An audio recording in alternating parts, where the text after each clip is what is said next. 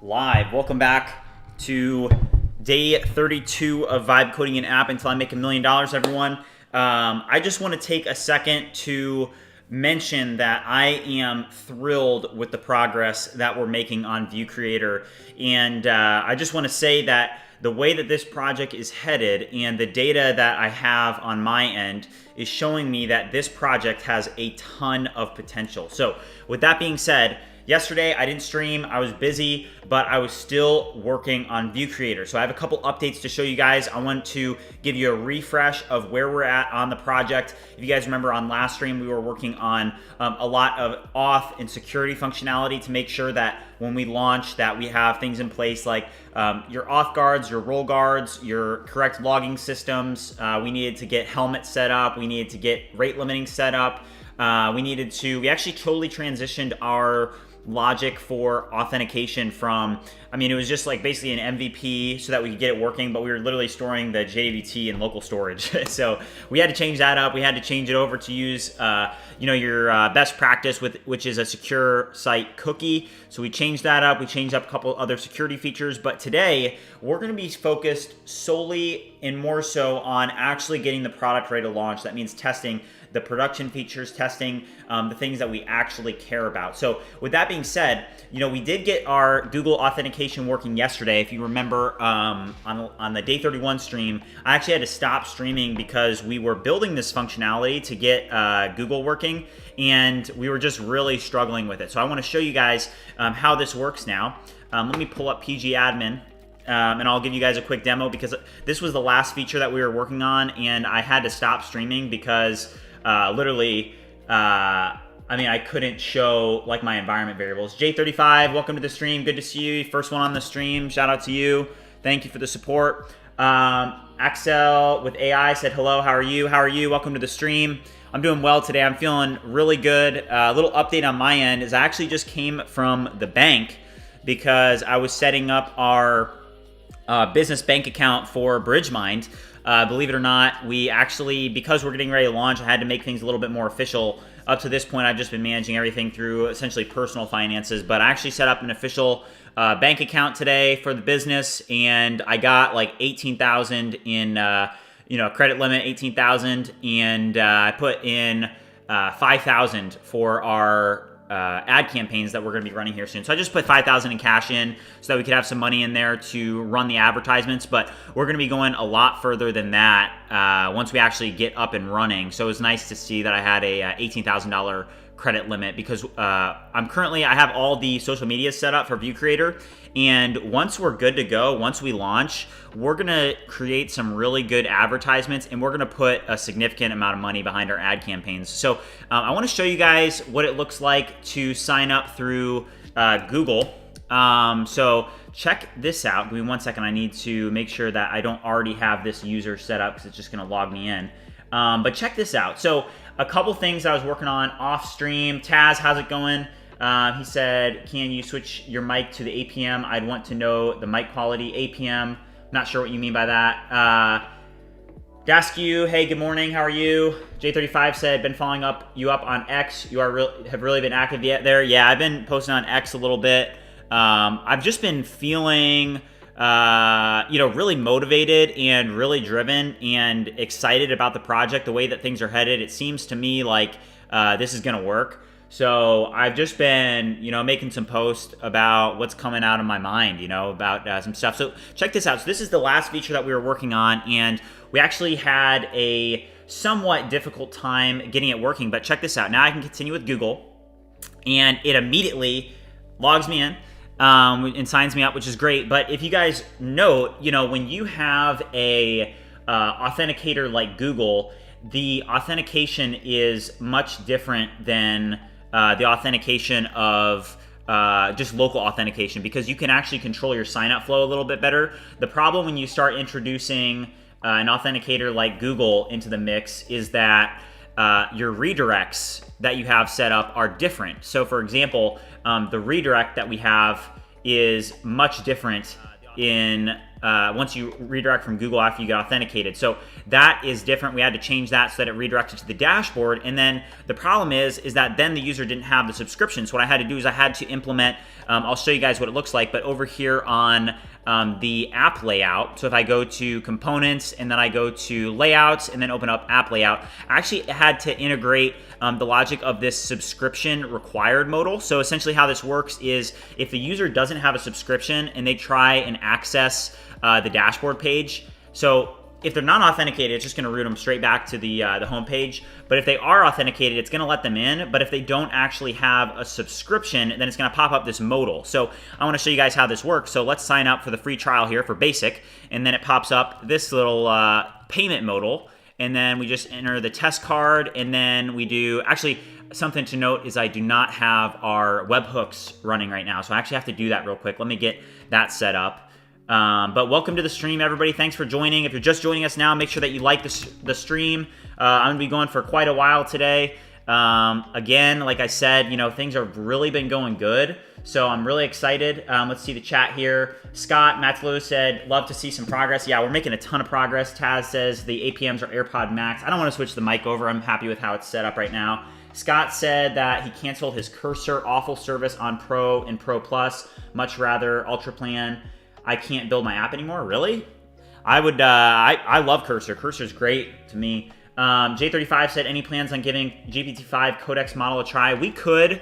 The problem is that right now I'm focused more so on actually building the product rather than basically like trying out a new tool. I think that right now we're so close to actually getting this product up and running that one of the most important things to actually do is, hey, let's actually build the product. Let's get it up and running. And then after that, we can look at, maybe trying out a new tool and seeing how it works. Depending on how this stream goes, we could try it out, but we'll see. I don't want to make any promises. But yeah, so let me get the webhook set up, and then I'll show you guys how this works, because it actually was some decent logic to build.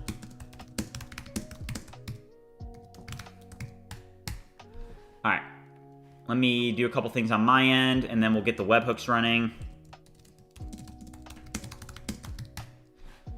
All right, let's see here.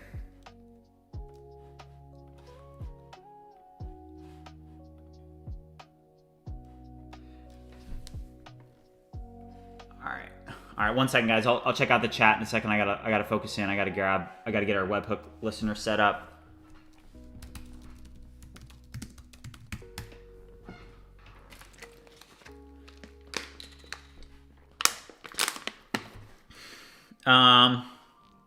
MC Naveen said payment before sign up or after sign up.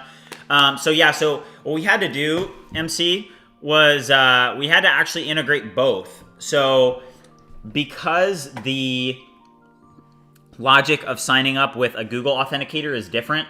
So for example, after a user authenticates with Google, the redirect is different than redirecting back to the sign up page. So I decided that we would redirect to just like the normal, we would redirect back to the dashboard, and then instead of having them redirect like another sign up page, we would redirect them straight to the dashboard, but then integrate the logic to have this modal. And I just turned our Stripe listener on. So let's click Start Free Trial, and now it should process this correctly. So it does some confetti, subscription active, and then now that modal no longer shows up because the user has a subscription. So if the user doesn't have a subscription, then that modal is going to show up. It's not going to let them do anything. And now you can see the basic. So we really nailed down that functionality really well. I'm really happy about it.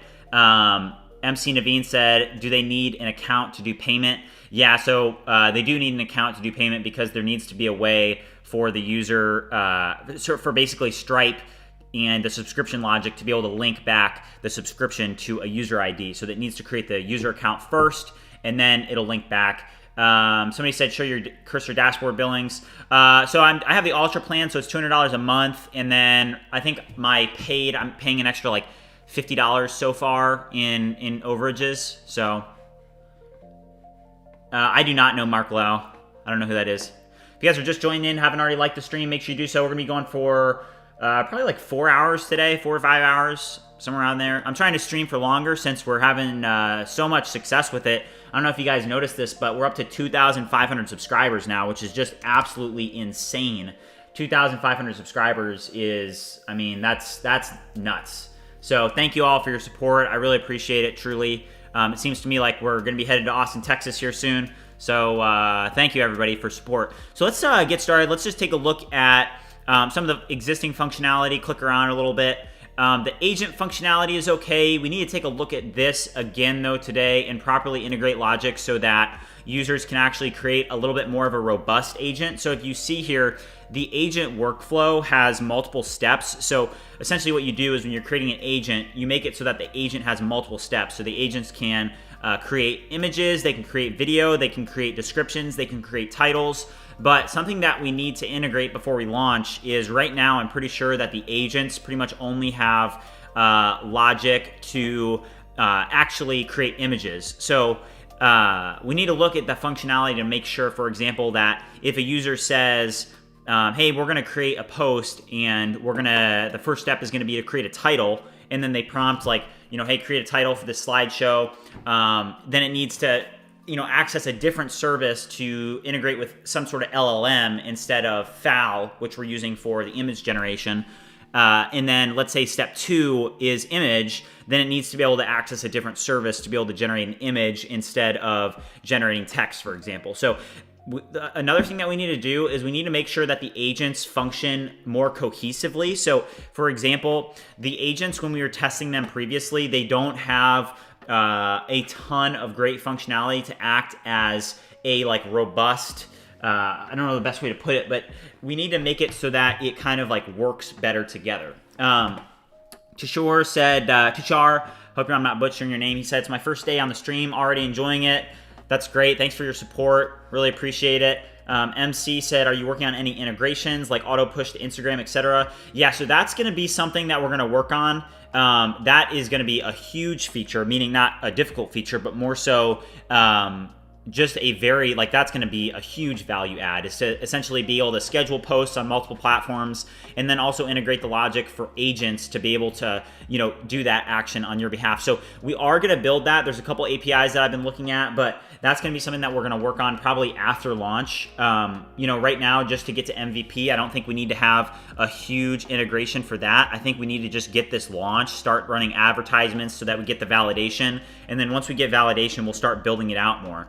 J35 said, I wanted to know that our agent steps independent or dependent, like for step 1, I have create image, step 2, add quote to that image, so it would be able to fetch image from step 1. Yeah, so that's a great point, J35. So that's actually what I want to do. And from my understanding, right now, we don't have that logic built out very well. So something that we're going to be working on right now as we get started today is that logic. So we need to make sure that we have that logic integrated so that the agent runs as more of a robust agent instead of running the steps totally in the dark. It needs to work, together really well.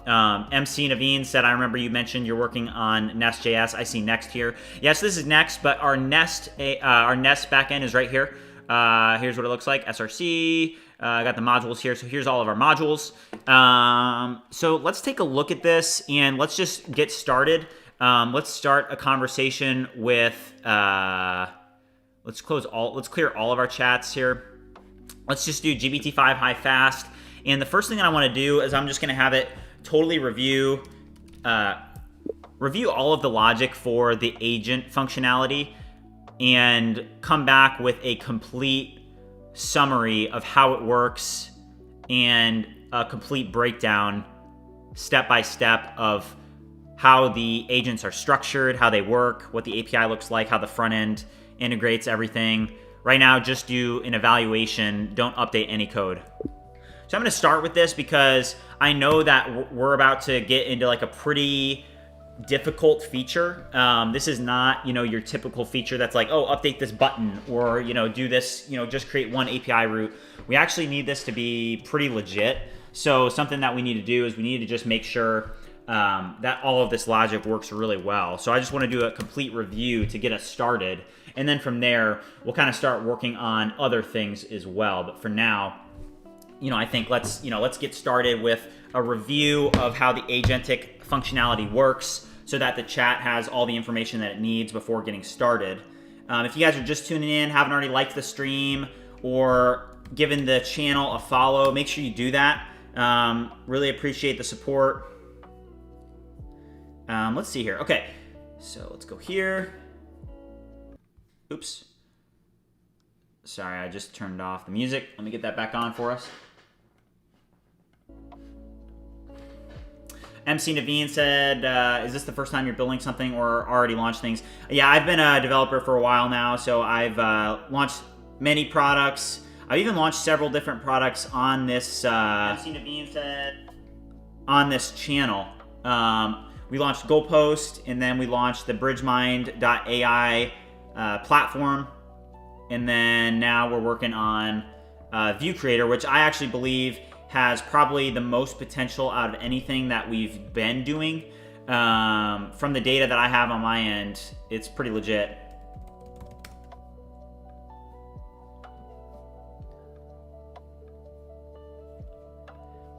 Okay, so really in-depth dive here from Cursor on the left. So I'm doing this just so that it kind of gathers in all the context that we need it to gather.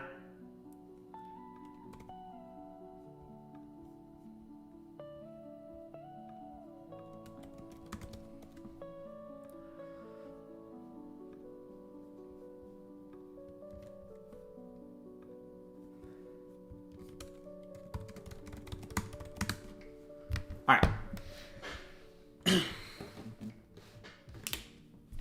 All right, so J35 said maybe we can have an LLM as the masterpiece managing all the steps as to-dos with access to all tools. Yeah, that's a good idea. I'm not sure. So if we go into our entities here, so we do have essentially this agent run. And so you have an agent, right? So you have an agent, and then agents at the top level, agents have instructions, and then they have a name, and then they have instructions are the main things here, other than just like basic, foreign keys and whatnot. But then you have the steps, and here's what the steps look like. You have attachments, you have the purpose, which is essentially the prompt, the instructions, or the purpose is our enum that we had, like create title, create description, etc. Jose said, bro, I got a notification for your Reddit post, and MFers were talking shit. People on Reddit are so weird. Yeah, believe it or not. Okay, so I got to show you this to you guys, and I'm sure that we'll probably have people in here from Reddit as well. Oh man, I don't have access to it on this computer, but I made a Reddit post that essentially referenced just like what we're doing here with the series, and the Reddit post got over 50,000 hits. I think it's close to 60 now. So the channel is like blowing up. Like from my end, I don't know if you guys can probably notice. I mean, most of you have been here since like 1,000 subs, and we're at 2,500 subs now, and it's like ramping up. So we're not going to be slowing down anytime soon. As I mentioned on a previous stream, we're trying to get out to Austin, Texas. I've got to finish my college degree, but then once I finish my college degree, which is going to be around December, then I'm going all in on this. I'm going totally all in. So, but yeah, Redditors, people are always going to, give you crap, Brother Code said, what's your marketing strategy once you have this bad boy running? So yeah, that's a great question. So pretty much, I mentioned this at the very start of the stream, but I just came from the bank because I have pretty much all of our View Creator socials set up. So everything on X, TikTok, Instagram. Obviously, we have the Google domain at viewcreator.ai. But I just came from the bank, and I put $5,000 in the account just to get us started. But I also got a line of credit for $18,000 because once we launch, we're actually going to hit this pretty hard with paid advertisements. So we're going to spend about $10,000 probably in the first couple weeks on paid advertisements. So that's the marketing strategy. Rob, welcome to the stream. Good to see you. Vredic said, are your agents executing the steps through tool use functions? How do you go about doing that? So yeah, we're going to take a look at this logic now. So let's just read this and study up on how it's being done right now. So step-by-step life cycle. So the authoring, so the user creates or edits an agent with name, instructions, and ordered steps. Then, there's an estimation for how many credits it's going to cost. Okay, so then the run initiation. So basically there's a run, it queues it, there's a processing. So what we need to do is the first thing I want to look up and that we need to integrate is, hey, how do we get this purpose working? So for example, I'm just going to try to stream my conscious. So something I always try and do with Cursor is, I have something in my mind, just kind of stream it to Cursor.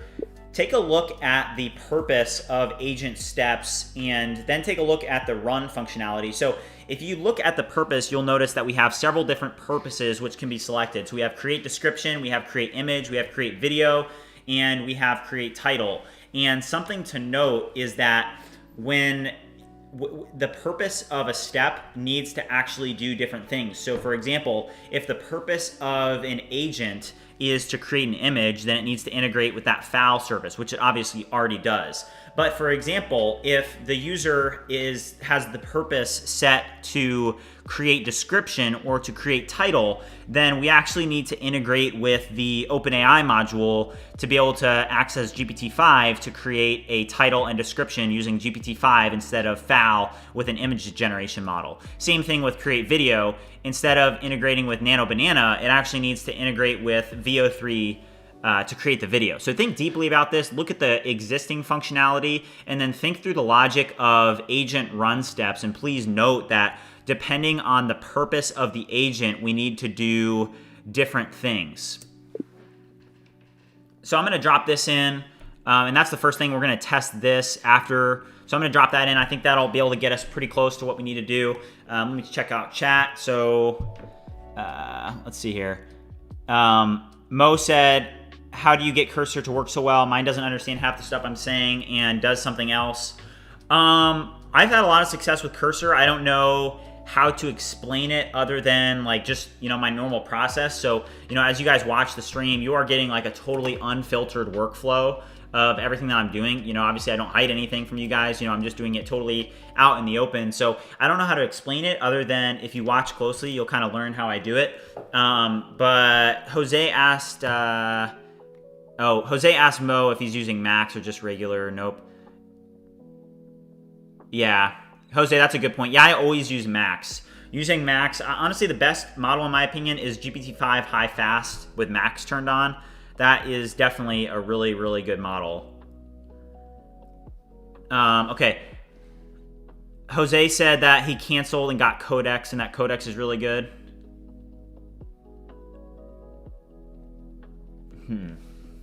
Maybe we should download Codex.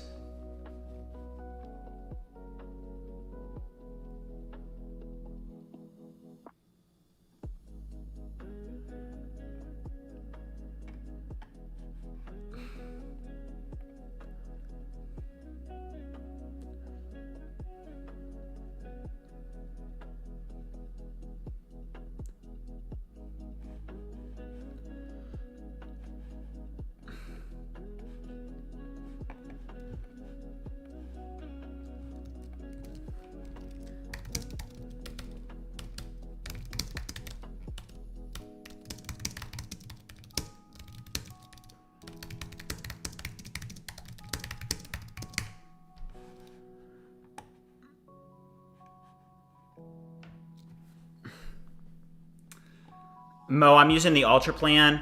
Brother Codes asked, do you already have a strategy for the kinds of ads you want to create for your ad campaigns? So I have like initial ideas, but the problem is you don't really know what exactly is going to work until you get in and you start posting. So my approach to it is, hey, instead of thinking super long and hard about what it's going to look like right now, it's like, hey, let's just build the product. We've got the money behind us to be able to back it.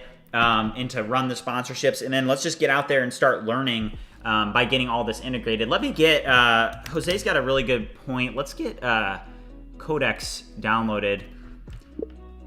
Let's go over here. How do I get OpenAI Codex downloaded?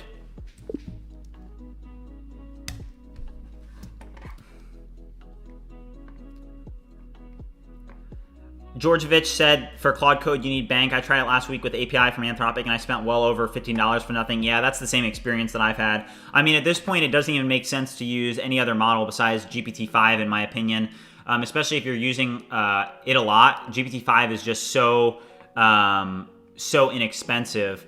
Capita Rex asks, can you make it easier for the user, like asking the user what he or she wants to achieve, then you create these agent steps from the user idea and let them tweak it. This looks easy to you, but you should design the UX based on the lower level of knowledge. Yeah, that's actually a great point. So Capita Rex over on Twitch just made a great point. And I actually want to highlight that. So that's similar to what we did with the templates. So what he's saying is, hey, right now, if we go over to agents, it's like fairly complex to build an agent. You have to know what you're doing, right? But what I will say is that here you have full customization. You name the agent, you give it its instructions, and then you outline each step. But I guess what Capita Rex is saying is that, hey, maybe you could think through, instead of having the user build it from end to end, to think through some type of process so that the user essentially, maybe they prompt it and then the agent actually builds itself, which is a great idea. And I actually want to highlight what we did with templates. So if you guys remember, with templates is where you're able to go in and create, basically replicate social media content based off of existing content. So here's the prompt that we had, and then here's the reference images. And what you guys are going to see is that based on those reference images, it's able to create content similar to that you then reference and are asking for. So let's say that you had a Instagram account that was totally focused on like writing motivational content, and really how you succeed on any social media platform is you essentially create a type of social media content and then you really stick with it. So the point of this is that you are able to reverse engineer content that's working and then replicate it at scale. So that's a huge deal here. But that's what templates does. And something that we realized with templates is that what we actually wanted to do was make it so that you could totally reverse engineer stuff. So if I go over here, what we can do is I'm gonna drop in 3 images of like food. And what we're gonna see is I can literally just drop in these, and if I click generate professional prompt, what happens is it actually reverse engineers it. So very similar to what Capita Rex is saying to do with agents, is we could build similar functionality for agents where you could essentially maybe submit a prompt, or maybe you could drop in reference images and then the agent is able to build itself. So definitely a good idea, something to note. Let's see, chat. Also, if you guys are watching and you haven't already liked and subscribed, make sure you do. For all of you guys watching, I just came from the bank. I deposited $5,000 and got a line of credit for $18,000. So we're going to be putting some serious money behind View Creator here in the coming weeks. So if you guys are interested in a project that's actually going to have some serious capital behind it, and that's going to be totally transparent, I'm not out here trying to profit off of you guys or do a bunch of nonsense. Like, honestly, I would be doing this regardless if I was like sharing it or not. So I'm just sharing it, and I hope that you guys can learn a little bit. I hope that this is helpful for you. And if it is, make sure that you like the stream and subscribe wherever you're watching, X, Twitch, or YouTube. Would really appreciate it. The goal is that I have to finish my college degree. And pretty much what's going to happen is I'm going to finish my college degree, and then I'm planning on going out to Austin, Texas, so that we can actually go like all in. So I have to get this college degree finished. Right now I can stream about 4 to 5 days a week, but I have a lot of other tasks that I have to do because I have to finish my college degree, which is so annoying. But I have to do that, and then once I do that, then I can go all in. So if we can get to a point where we grow these channels to up to maybe 10,000 or somewhere like that, then that would be huge, because then it would open up for me to really go all in. So I really appreciate your guys' support. Anything that you guys can do, whether it's asking questions in chat or liking, subscribing, etc. Let's check out chat.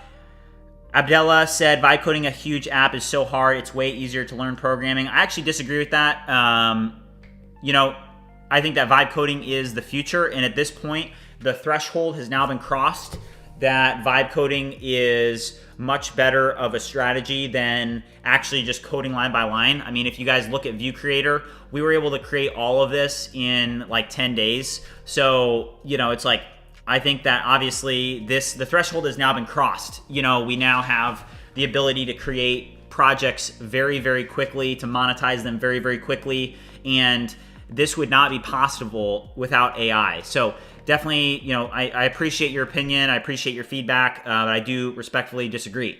Glucine said, may use Tray IDE, great choice for value and money. I have heard of that. Right now, I'm a big Cursor fan. We may try Codex out. Let's actually see from the chat. So it says brew, install Codex.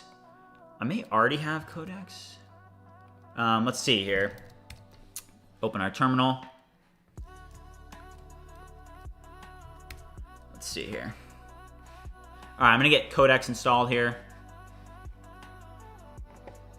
Okay. Jose said that he's waiting for his task to complete. That's why I jumped in here. It's one-shotting. So Jose says that he's using Codex and that it's one-shotting everything. So we definitely want to take a look at Codex because, I mean, let's see here. I think that Sam Altman. Oh, am I not logged in? Oh, it stinks. Oh, I'm not on. Okay. All right, let's go over here.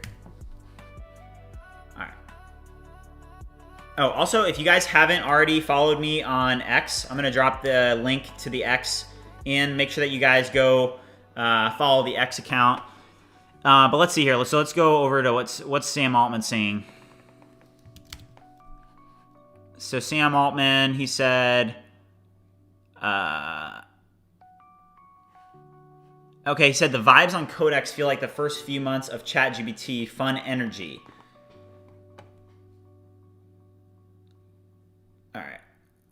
All right, so GPT-5 Codex already, 40% of traffic for Codex should be the majority sometime today. What do you mean? All right, so yesterday, 20 hours ago, he said that GPT-5 Codex is here, a version of GPT-5 better at agentic coding. It is faster, smarter, and has new capabilities. Let us know what you think. The team has been absolutely cooking, fun to watch. Okay. All right.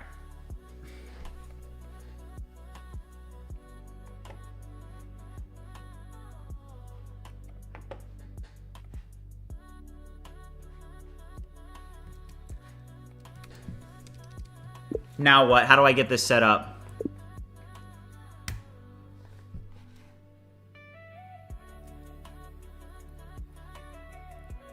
Okay.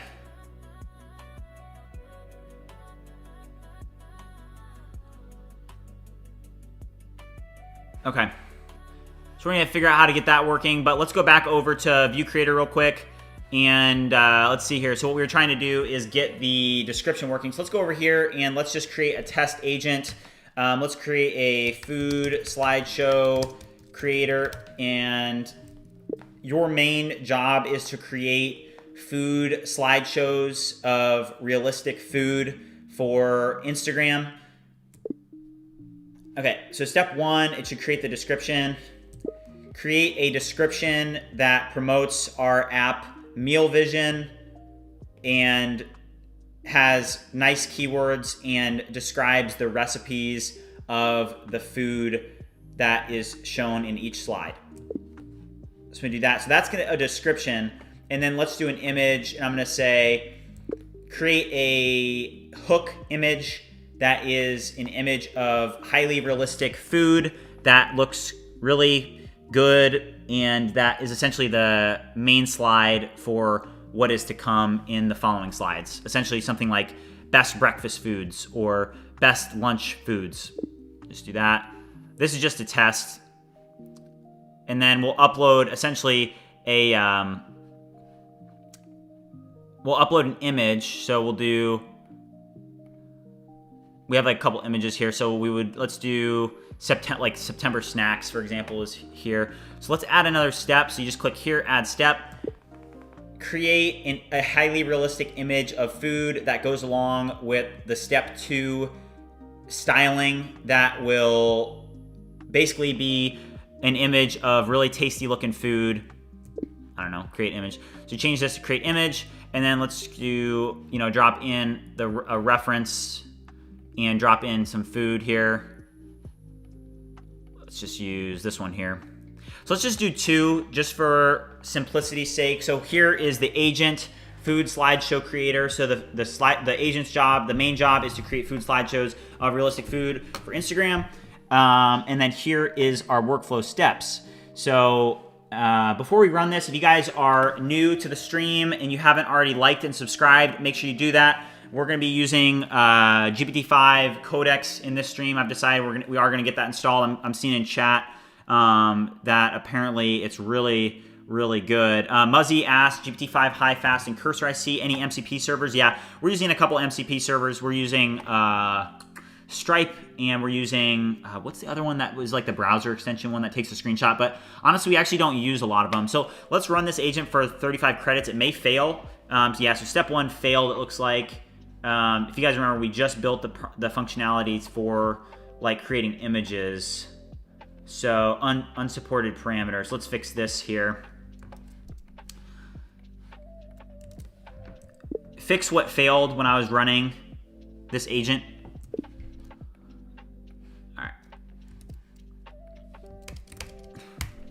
So let's do that.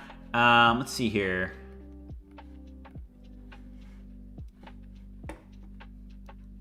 Keston said that he's a developer, but he's been taking a break from projects. Was wondering how the market was. You mean the job market or what?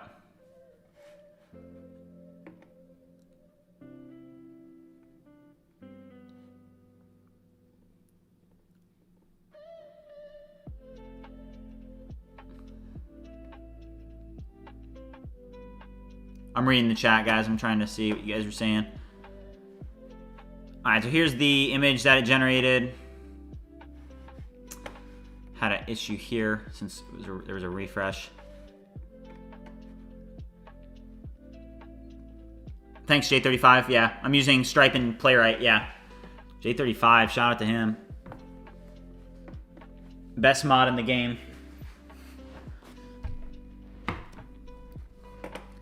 Keston asked, vibe coding in the job market. Yeah, I mean, I talked to a CTO that I know, and he said that most programmers are using AI, and that it takes about 10% of the amount of programmers to get the same amount of work done.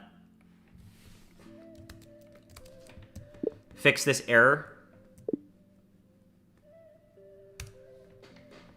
Jose said that the job market is so cooked right now. That's why I switched to vibe coding. Yeah, I think it's kind of an adapt or die type of thing. If you don't adapt, if you don't start using AI, you're gonna get absolutely obliterated. I'm sorry to say. Okay, so it said Codex version. Check out the version that we've got. So let's check this out. Make sure that we have it downloaded. Codex version. It should print. Open. Yep. So if we just run Codex. Okay. Welcome to OpenAI, sign in with ChatGPT or use an API key for usage-based billing. Okay, I'm gonna just sign in with ChatGPT here. Okay, I gotta sign in. Yeah, let's try it out. I wonder if there's is it pretty straightforward to actually connect to the new GPT-5 based one?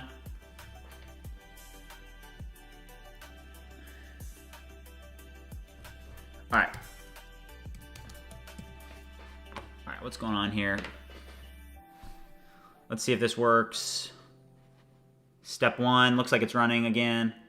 That's actually working now. So this is supposed to create a description, and then the next one is supposed to, go to the next thing. Brother Codes asked, are you using Vercel? No, I'm not using Vercel. Jose said it's so much easier if you just use the extension on Cursor. You don't have to do all that, and the UI is better. Okay. How do I use the extension? I'm assuming that it's over here. Okay, look at this. So now it actually is able to create a description. So it said swipe for flavor with meal vision, slide 1, creamy lemon garlic chicken, seared thighs, and olive oil, blue garlic.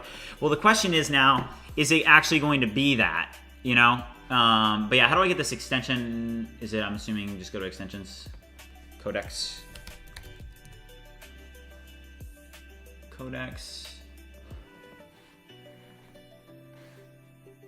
On the left above your files, yeah, here.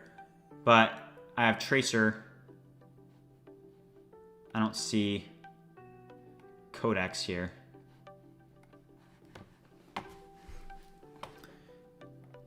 J35, thank you.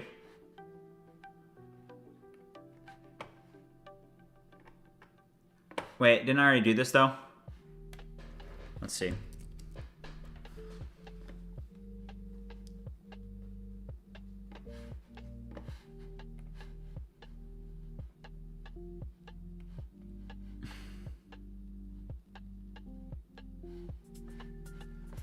If you guys are watching and haven't already liked and subscribed, make sure you do so. Albert said this video series is tight. Thanks, Albert. Appreciate the support. Brother Code said, where are you going to host your project? It's going to be all AWS. I used to do a ton of infrastructure, so I've got no problem with AWS infra. Wait, okay, Mo said click get started and click cursor. Wait, where's get started? I don't see what you're talking about here.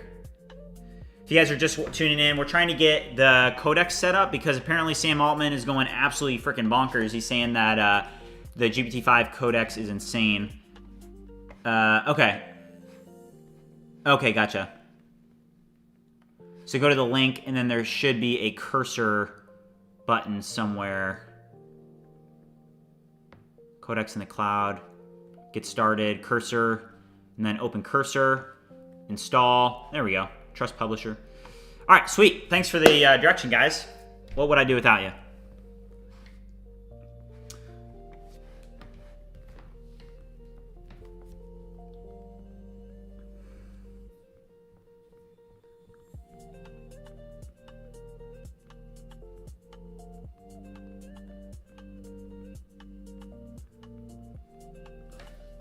All right.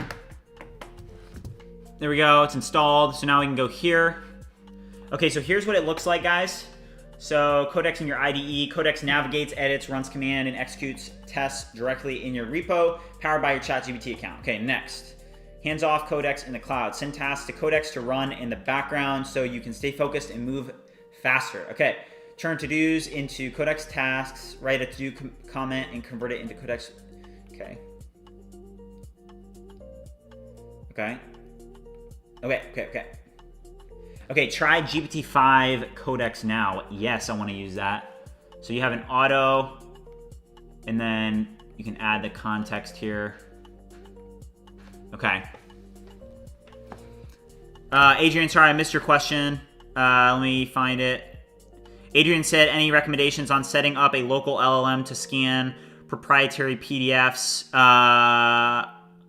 What do you mean proprietary PDFs?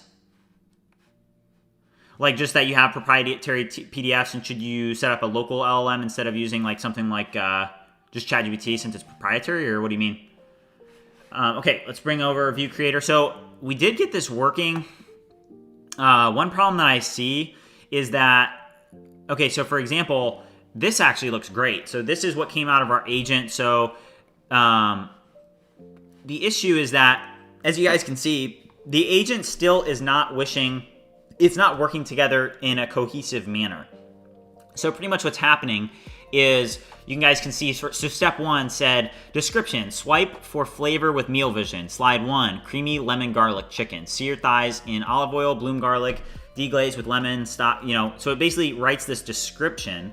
But then the issue is that it's not really actually working together. So then it, created this image, which is just totally different. And also, something that we learned from the template functionality is that your prompts actually go a long way with this functionality. Brother Code said, I wish I would have used AWS on my project. Yeah, AWS is great. It is expensive, so I know people use a lot of other alternatives just because it is expensive, but I love using AWS. If you have the money to afford it, I would recommend it. I just really like it personally.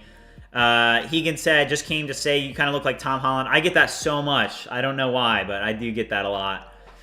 All right. So something that we need to do is like we did with the, I just wonder how we could make it so that it's more similar to the reference images, if that makes sense. So let's think about this. I'm gonna go grab a glass of water real quick, but if you guys are watching and haven't already liked and subscribed, make sure you do that. We're about to start working on this agent functionality, but I'll be right back. But yeah, thanks for liking and subscribing, guys. See you soon.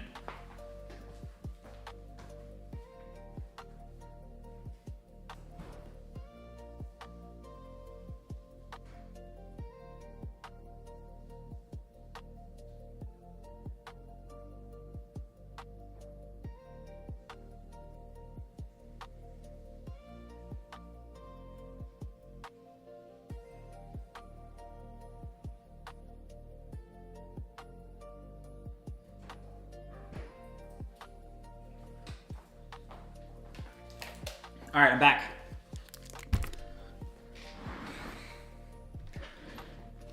All right, everybody.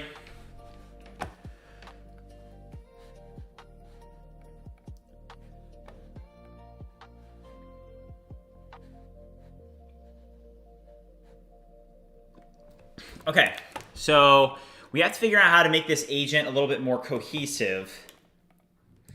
Look at the current code. Actually, let's test out Codex now. Let's test out Codex.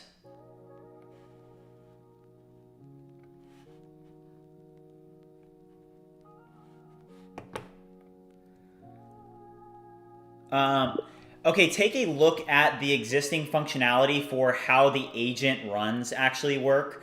Right now, it seems to me like the steps are running independently. And for example, that let's say step 1 runs, step 2 doesn't actually have access to what ran in step 1. And what's happening is that because these steps are running independently, the agent ends up not really working that well. So help me think through how we could potentially create a more robust agent process so that the agents can be more intuitive and actually more functional. Look at the existing functionality and help me with this.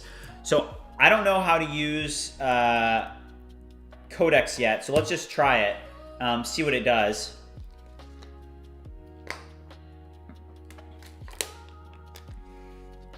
Okay, J35 said that in case you don't like Codex being on left, you can grab the part where Codex is written and drag it to the right side. Oh, really?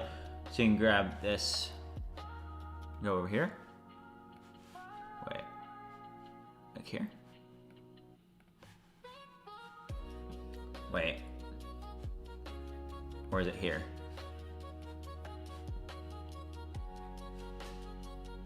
I don't think I can do that. Is it here? Oh, there we go. Oh, nice. J35 for the win. J35 needs a freaking promotion.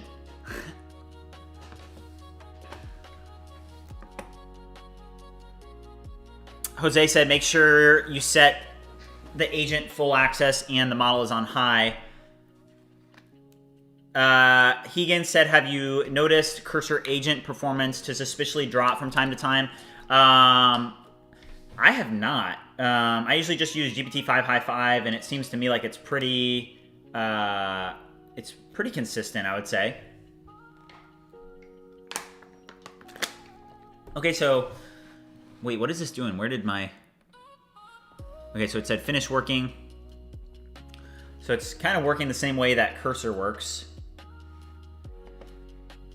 All right, Adrian said that the PDFs are contracts that have confidential information, so I'm hesitant about uploading to ChatGPT. I mean, if you have like a ChatGPT team account, they don't use it to train. I think, do they use your data to train if you're on a paid version? Oh, okay. Daniel Buttigieg just made a recommendation. He said instead of medium, set it to high and set agent to full. You guys freaking rock. Thank you, Daniel. Good to see you again, by the way.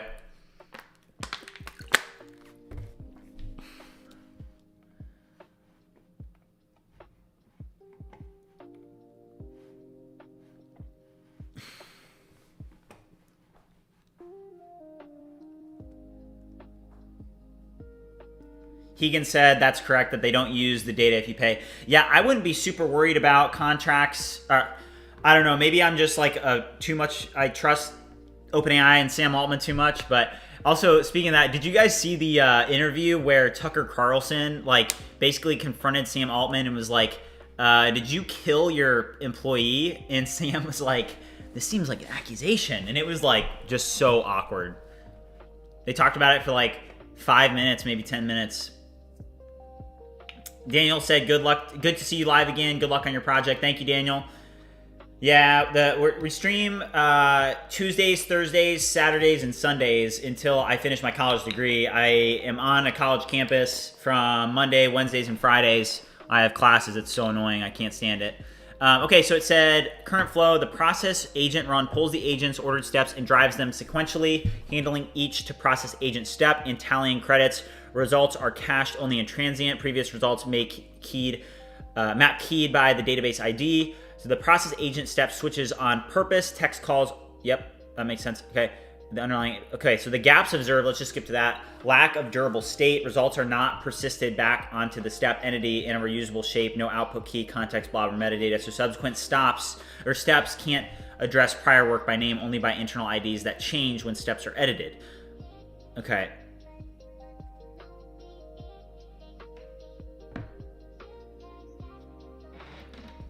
Okay, so it says no structured inputs between steps. Prompts are assembled without context of what earlier steps decided. For example, image steps don't see the title description that was just generated. Hard-coded modality branching. Each purpose maps to a single helpful function. You can't easily compose richer behaviors or a loop branch when one step needs to inspect outputs before deciding the next action. Attachments are treated as raw JSON and only filtered for image URLs. There's no validation, asset management, or ability to store non-visual artifacts. There is a second agent run service that duplicates run step creation logic without the richer orchestration, hinting at fragmentation when saying, wow, Codex is really good. Okay. Okay, great. Please now take a look at my code base and come up with a suitable plan to make this functionality more robust and to integrate and fill the gaps that you presented to me. Think in depth and generate a plan before you make your updates and present me the plan of your updates. So, okay, we have agent full access, GPT-5 high on, and then local. We're gonna work locally. So, okay, so you can have the option to work locally, run in the cloud, which is nice. Okay, so let's just run this. Also for auto, include recent files in other contexts. Okay. Just do that. Jose said, everyone telling me what anyone who vibe code would learn as they go. Like, is it specifically something that the AI can code that is a huge danger?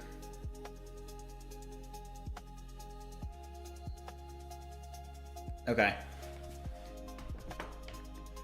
If you guys are watching and haven't already liked the stream or subscribed, make sure you do so. The channel's been growing super fast, and it's all thanks to you guys, and your support means a ton. It's actually super helpful, and I appreciate it a lot. I just want you guys to know that. Looks to me like we're going to be headed out to Austin, Texas in a couple months, so it's going to be freaking sick.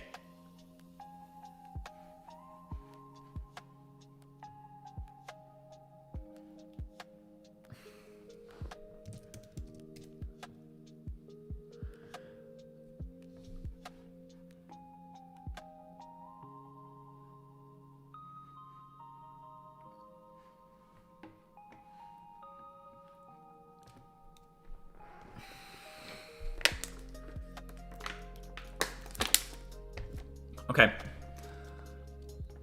So how many of these can we have running at the same time? So this is Codex, and then just clicking. No, that's add context. How do we run multiple of these? New chat? Does that stop the running of an existing? No, it doesn't. So we can do new chat. Can I like pull this into, like, can I grab this? No.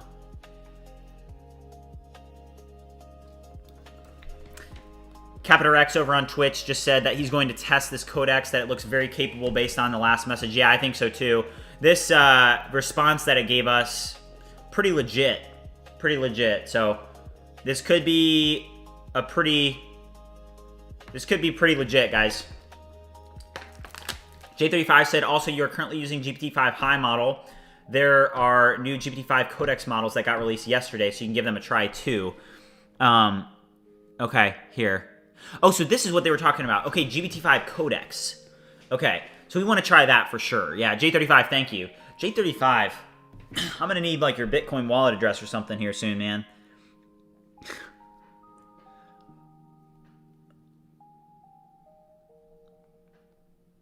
J35 with the call outs constantly.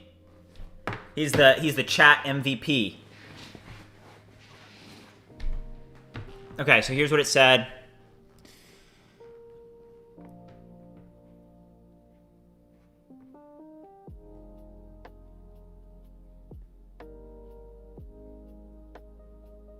Looks pretty legit.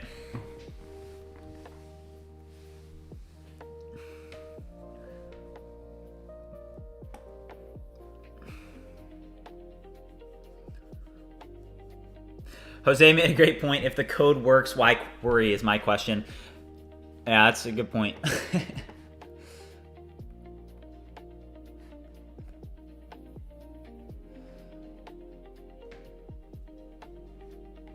Wow. I really like the output of Codex.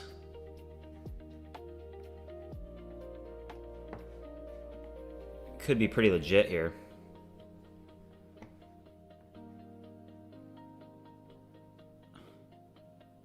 Okay, ask me a bunch of questions.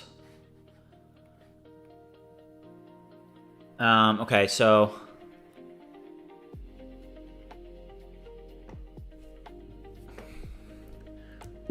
I love your plan.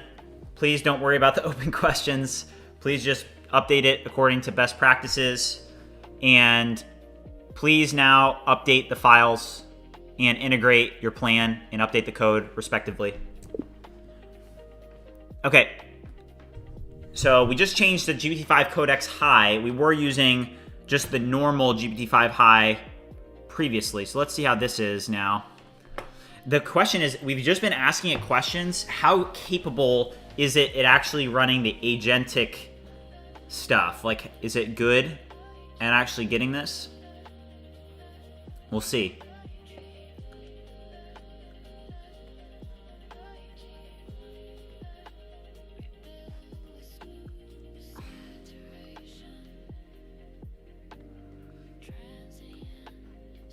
Who in chat, like J35, how long have you been working with Codex? Is it new or? I know that wait, when did Codex come out? Let's see. It's been out for a minute, right? I mean, I'm pretty sure that OpenAI released it once Claude, because I think Claude Code was the first one on the market, right? It was Claude Code came on first. When did OpenAI release Codex?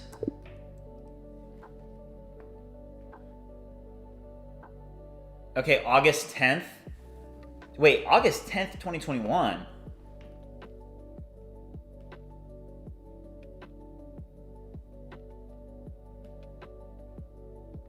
Okay, May 16th. Okay, May 16th. All right.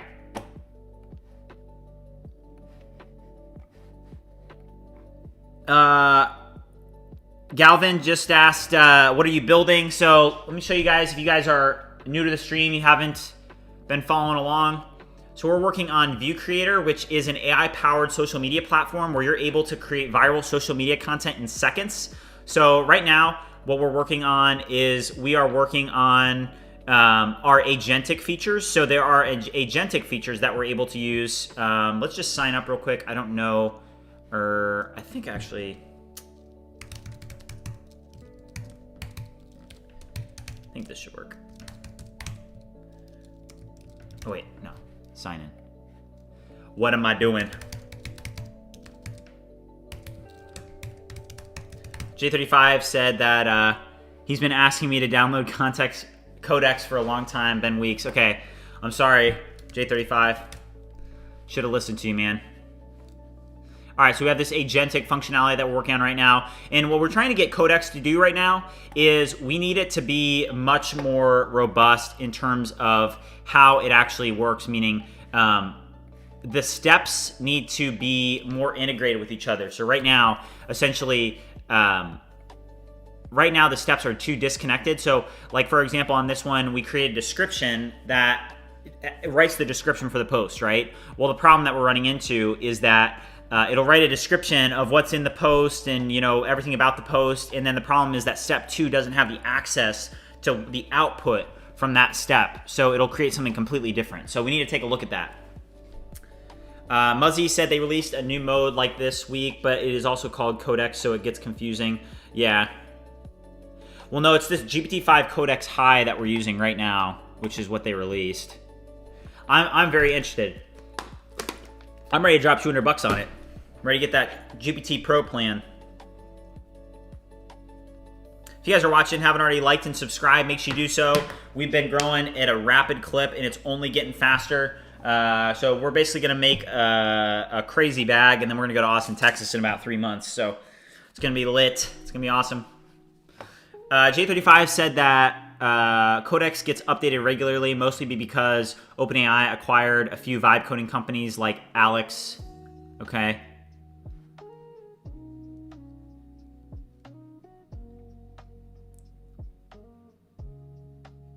Muscle Mountain said that he's worked as a software engineer for 2.5 years and he doesn't recommend AI to beginners. What are you talking about? I really like the UI of Codex better than Cursor. Look at the UI. It's like just cleaner. Maybe it's because OpenAI is like worth hundreds of billions of dollars and Cursor is worth like chump change compared to that. Let's look it up. What is the valuation of OpenAI and what is the valuation of Cursor? This is actually really interesting because what could end up happening is OpenAI could end up crushing Cursor. So as of March 2025, OpenAI has it's valued at about 300 billion. Then mid 2025 is 500 billion, and then OpenAI around 9.9 billion. So yeah, I mean 30x.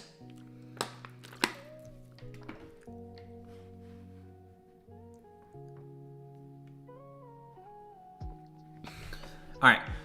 So how do we run multiple chats at once? What I don't like about Codex right now is that it seems like I can only have like one chat. Like with Cursor, obviously I can have a bunch of chats going here, but for some reason, why can I not launch like another chat? Can I do like Control T or something? Control T, no. Do you guys know if I can create another chat? Move to.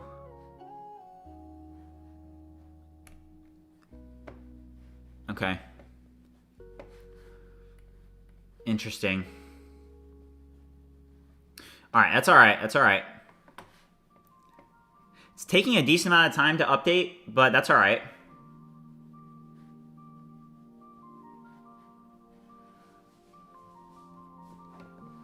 Okay.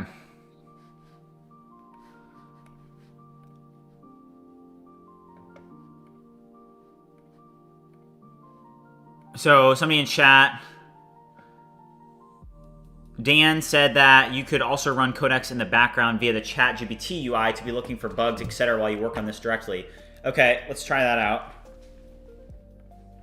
So let's go to ChatGPT, and then I open Codex by like, hold up, I don't want to, it's basically like revealing my freaking Google history. Okay, so I open Codex here. All right, so here's Codex. So basically what I can do is I can open this up. I can say, let me manage my environments and get this hooked up. So create environment. Connect the GitHub org. Okay. Oh, wait. Jeez, what an insane product. Okay, hold up. I gotta confirm a couple things. If you guys are watching and haven't already liked the stream, make sure you do so. It's been working on this for a minute. The question is, how many agents can we actually get running? And you know what's crazy is that, you know, this is totally going to, like, in this space, you can't just like sit on your hands and not just be absolutely crushing it. You know what I mean? Like you have to evolve to the new tools. Like think about it. You know, when Cursor came out with their agent, it completely changed everything. And it's possible that somebody else could come in. I mean, Sam Altman's saying that this is another ChatGPT moment. So, I mean, let's see here how it works.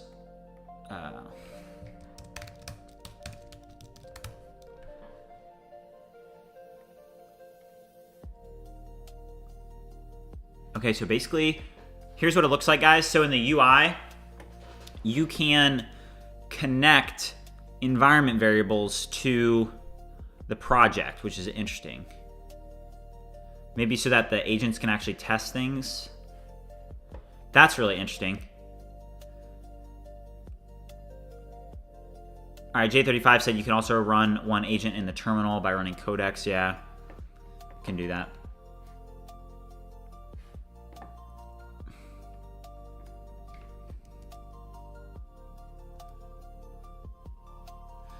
All right, so it says try this model. Yes, let's use it. Okay, so what do we want to integrate? So now we have a terminal running as well. So we have this running, and then we have a terminal running, and then we have this. Let's just agent interact. Let's do on. Actually, let's turn it off. I don't know. I don't know what you guys. Let's see here.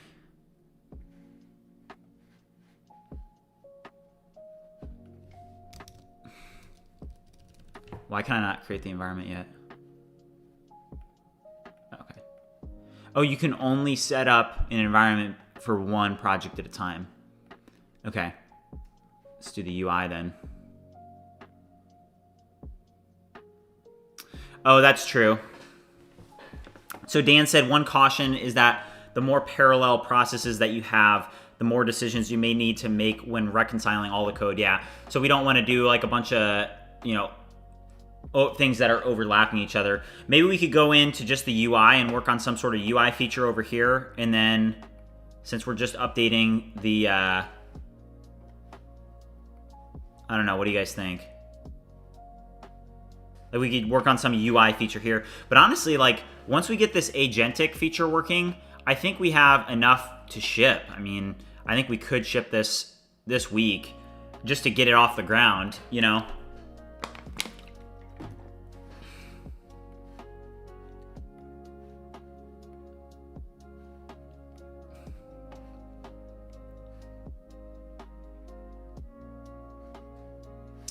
Okay. So we can do create template, create agent. So right now we have templates and then agents. We could make another tool for like YouTube title creator. Bridgemine, Jose said you can just open a new chat in the extension. You don't have to go to the terminal. I don't know how to do that. How do I do that? Because if I go here, I'm not seeing like a new chat.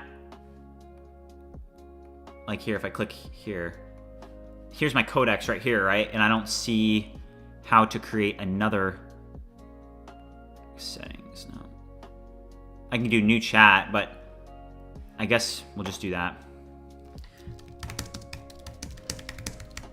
Let's work on the website in another. So right now we're working on like, we have the website here, and then we have essentially like the actual dashboard. Okay, thank you, Jose. Yeah, we'll just do this. All right. So we're working on that. Let's work on a little bit of the website UI, which isn't great.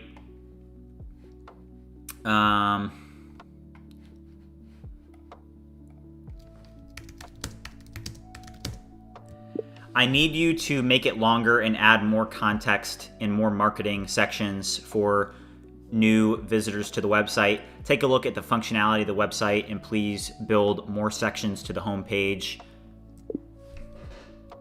All right, so let's just try this. More sections on the home page. So I said, hey, take a look at the, the functionality, and then take a look at the home page maybe, because we're gonna have to improve this for marketing and for SEO purposes. So we're gonna do that. Let's see here. If I look up View Creator on Google, let's see. So we do need to submit on Google Search Console our sitemap here soon. And then you guys can see that there's pretty much no competition for View Creator. So for example, View Creator, like ID8 View Creator, like this is pretty much the only, we'll crush these guys.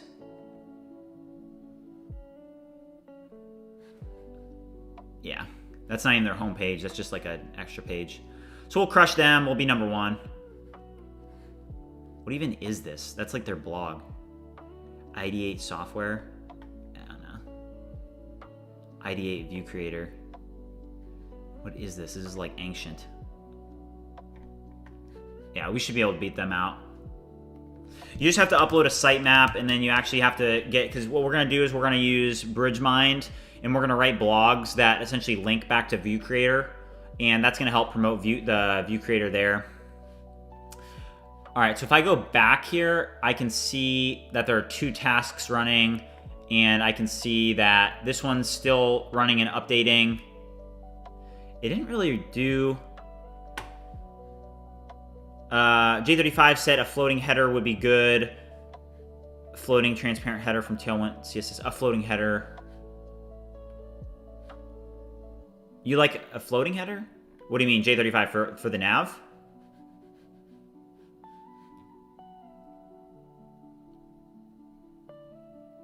A floating transparent header. You don't like this header? It's just fixed.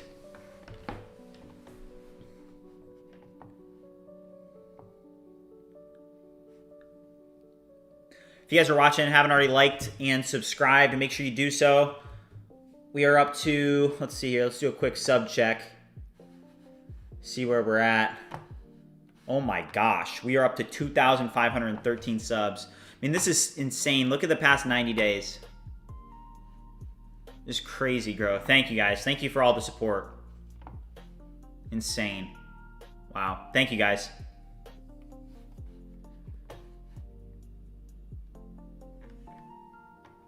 Okay, so we have a how it works page, we have an agents page, we have a products page. So before we launch, I just want to extend all these pages, add more content, more context, so that when we start running those paid marketing campaigns that we really do make the most of it.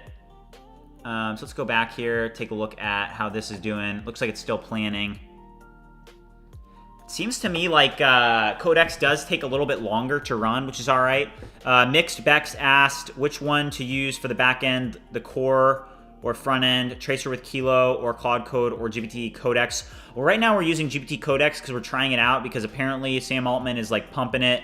But yeah, I mean, it's we're trying out Codex. Cursor is great. Tracer is good. But something to note is that like, hey, Cursor is really fast. If we were doing this with Cursor, it would be doing it really quickly, but we're doing it with Codex, and it is taking a little bit longer. Like, I don't know how long ago did we submit this. This has been working for 25 minutes.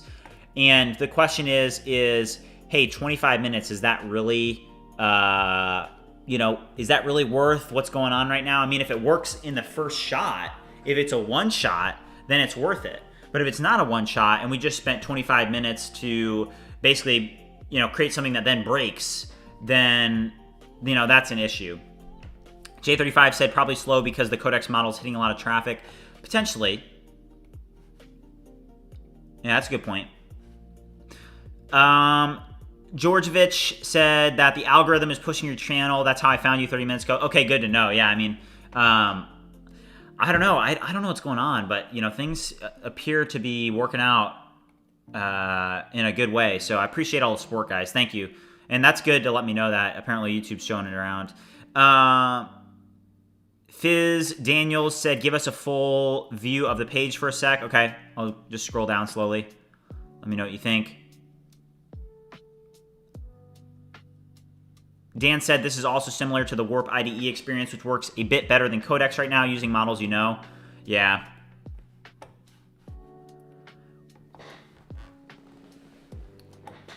But yeah, if you guys are watching and haven't already joined the community, make sure you do so. We really are just getting started. It's like I've been doing a lot of thinking, and it seems to me like, now we've got some exponential growth that's going on. So I'm like just all in. I was over at the bank this morning setting up the business bank account. I deposited $5,000 cash, and then I got a credit line of $18,000. So we're going to be running some paid ads on this. And, this is not like, the way that I look at it is that, hey, I'm not a content creator. I would be doing this regardless. This is exactly what I would be doing if I wasn't streaming. Like, it doesn't matter if I'm streaming or not streaming. I'd be doing this regardless. It literally does not matter to me. But it just so happens that, I don't know, I'm extroverted, I've got a lot to say, so I might as well stream and essentially share it with the community. Obviously, you guys are incredibly helpful to me as well. You know, there's a couple of you in chat, J35, people that are just, you know, actually understand what's going on. And so, you know, I do read the chat. So when you guys ask good questions, when you make good points, it's actually helpful to me. So I think it's a win-win for everybody. Fizz Daniel said, looks great. Okay, yeah, happy to help. But yeah, the real dream is that, hey, we get one of these projects to work, and then obviously I'm getting the hang of like streaming and content creation as well, and I do think that that's a benefit. So once I graduate, once I get that worthless finance degree, then I'm gonna basically go all in on this, and you guys are making it very easy for me to make that decision. So really appreciate everything and all the support, truly. But yeah, okay, so this is still thinking. Let's go back here. Is this one done? So this one's on 6 minutes. Looks like it did make an edit. Okay. So let's check out the edits that it made. So this section is new.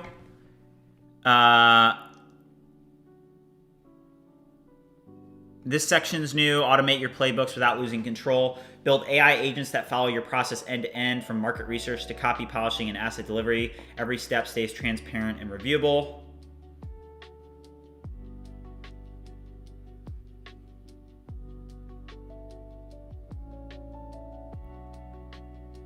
FAQ section's new. Just made a couple new sections. This section's new. It's also made up. It's like 12,000 creators and teams. Yeah, that's not true. I'll have to take that out.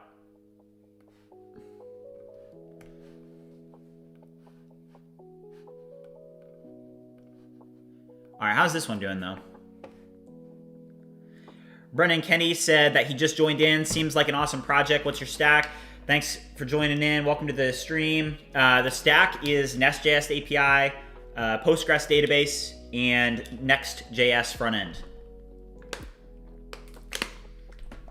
And the language that it's coded in is TypeScript. TypeScript all the way, baby. Let's go. Jose said that he also thinks that there's a lot of traffic as his tasks are taking longer than usual. Okay, good to know. You know why? It's that little slimy Sam Altman guy. Sam Altman, he was pumping it. Ultimate hype guy. He was saying the vibes on Codex feel like the first few months of ChatGPT. That's what he was saying. What if we also have a cursor agent running? All right, let's run a cursor agent.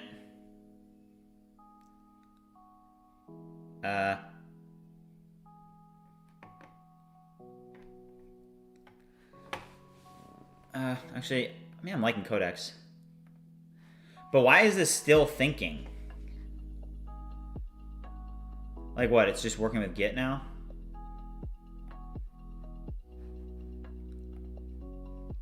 Wish it was faster.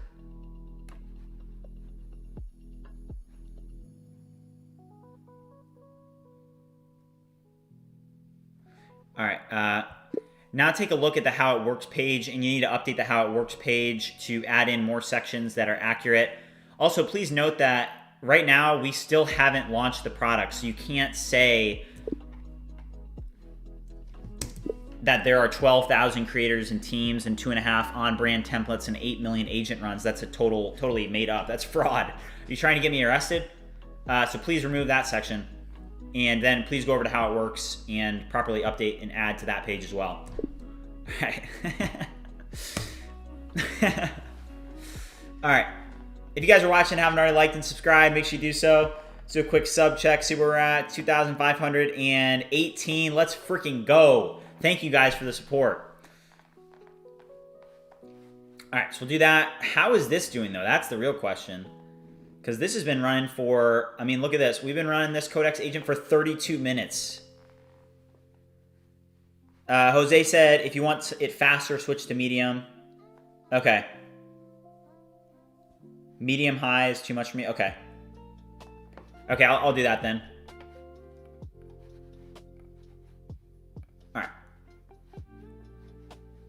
I mean, I have to say the UI, I would say that the Codex UI here probably wins out for sure. Codex UI probably wins out, I would say.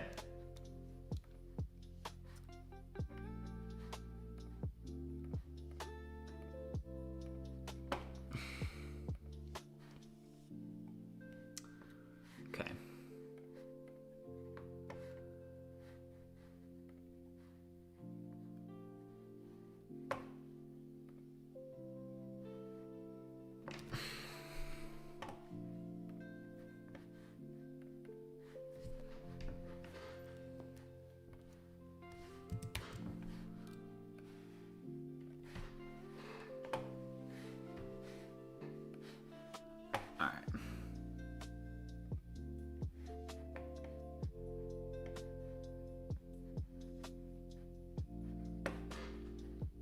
Jose said that the UI is way ahead of Claude Code.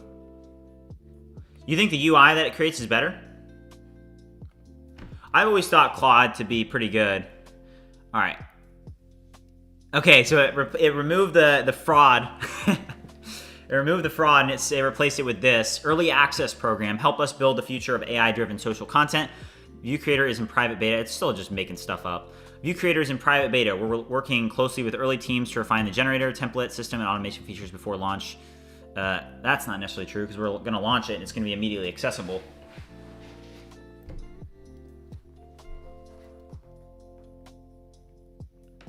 J35 says that he uses Codex mostly because of the pricing part. You can use it even with the ChatGPT $20 plan. Haven't ever reached a rate limit. Wow. Yeah, that's nice.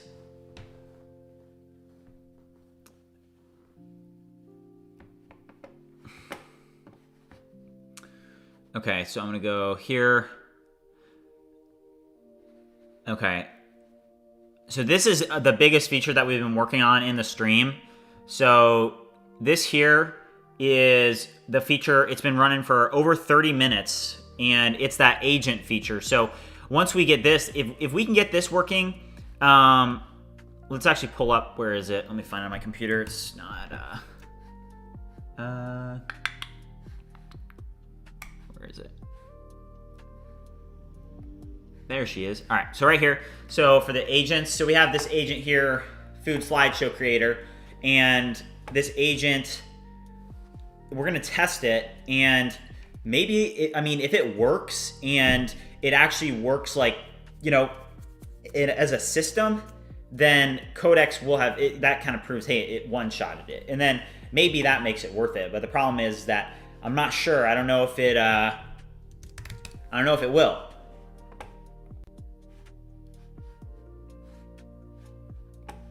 We'll see. Also, if you guys are watching and haven't already followed me on X, make sure you do that. I just dropped the link in the chat. Also, we have a Discord. I'm sure one of the mods has a link to that as well. But if you want to join the community, we're essentially a community of people that are obsessed, interested in tech, AI, and coding. Andre said, have you tested context engineering using something like BMAD method? Hell of a lot better understanding your project when creating both the marketing page and the app itself. That's interesting. You may have to iterate a little bit more. I've never heard of that. So to answer your question, I'm not using it. I've never tested it. I actually don't even know what it is. So maybe you could elaborate. Maybe we could all learn something new.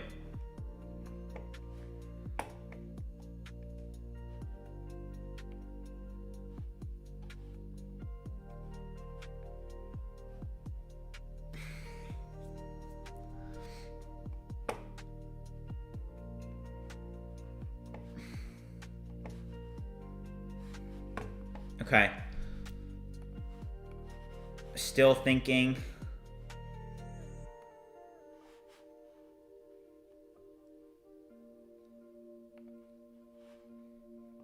All right. I will say Cursor is a heck of a lot faster.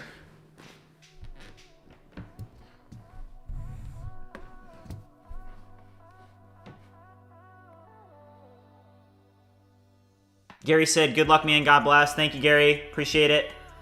Critter Pop asked, is Codex better than Claude? I'm not a huge fan of Claude just because it's too expensive now. And from what I am seeing, It looks to me like, well, actually, I'll wait to answer that question.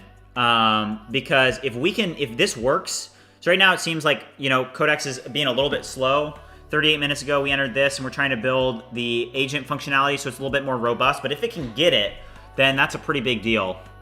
Let's see here.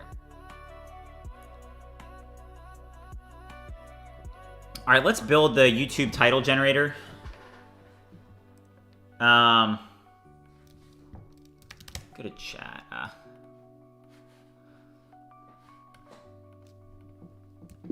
A new product that I want to build is essentially a product that's specialized at creating YouTube titles. So essentially what I want the functionality to be is I want users to be able to... there's so many different products that you can use particularly for YouTube. For example, something that I do if I ever post like a YouTube video, which I don't do sometimes, but pretty much like what's really nice is you can drop in an MP4 video or like an actual like URL link to a YouTube video. And what it's able to do is it's able to download the video essentially, and it's able to then take in the transcript of that video. CritterPop just said give it the YouTube.js repo. What's that? Let's look it up. YouTube.js repo.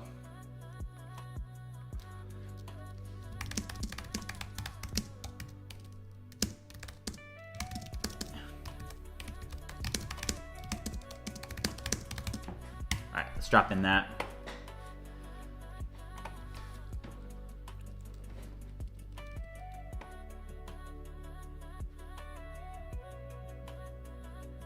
Okay, good to know. If you guys are watching, haven't already liked and subscribed, make sure you do so.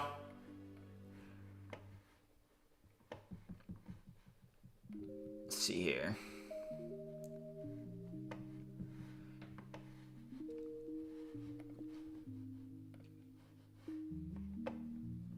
All right, looks like this is done. So let's stop this from running now. And looks like it made 1,400. Oh my gosh. No wonder it took so long. It literally just wrote thousands of lines of code. So the question is, you know, let's test it. Honestly, my hopes aren't high, unfortunately. The idea that it just one-shotted 1,000 lines of code is like pretty... If this ran, I'd be pretty impressed. Let's see. Step 1. This is the description step.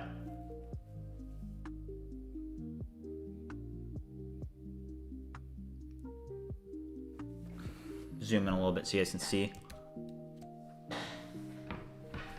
Come on, let's go.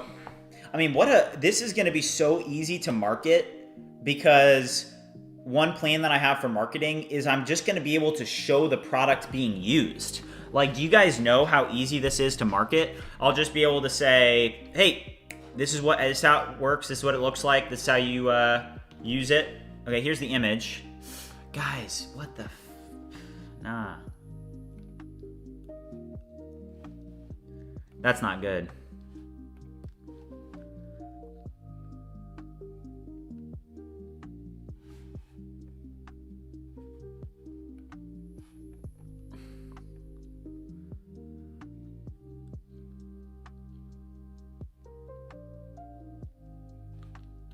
Errors.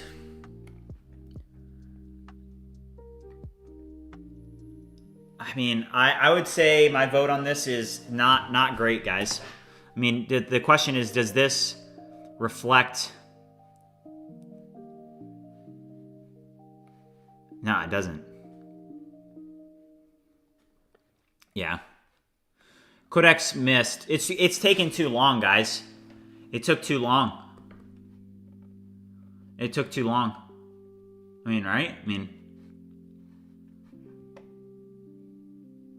it still doesn't have access to it. That's the issue.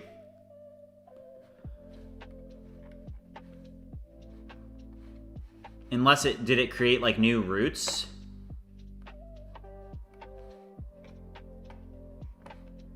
Let's see here.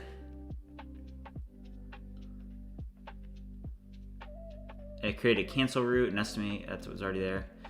I mean, I'm not super impressed, to be honest with you guys. It took 38 minutes. I mean, that was honestly a big time waster. Jose said that Codex has never taken this long before. Okay, let's just not use Codex anymore, guys. That was a little bit of a time waster.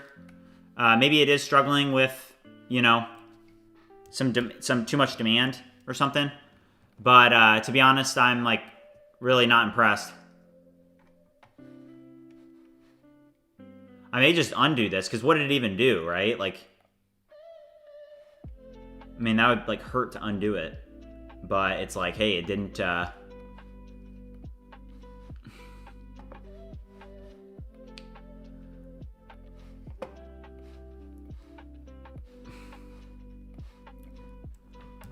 When agents are running, it doesn't seem that the steps are working together, meaning that they don't really...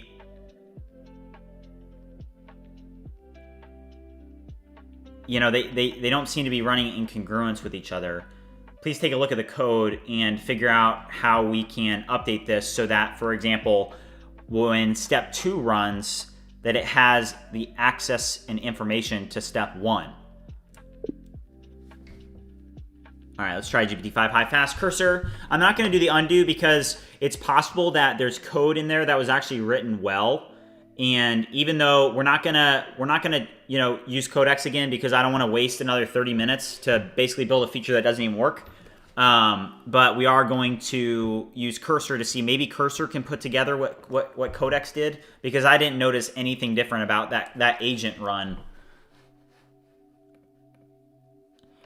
I mean, yeah, that was trash. That was not good. All right, let's do a sub check. Let's go. If you guys haven't already liked and subscribed, make sure you do so. We are running up. We are running up.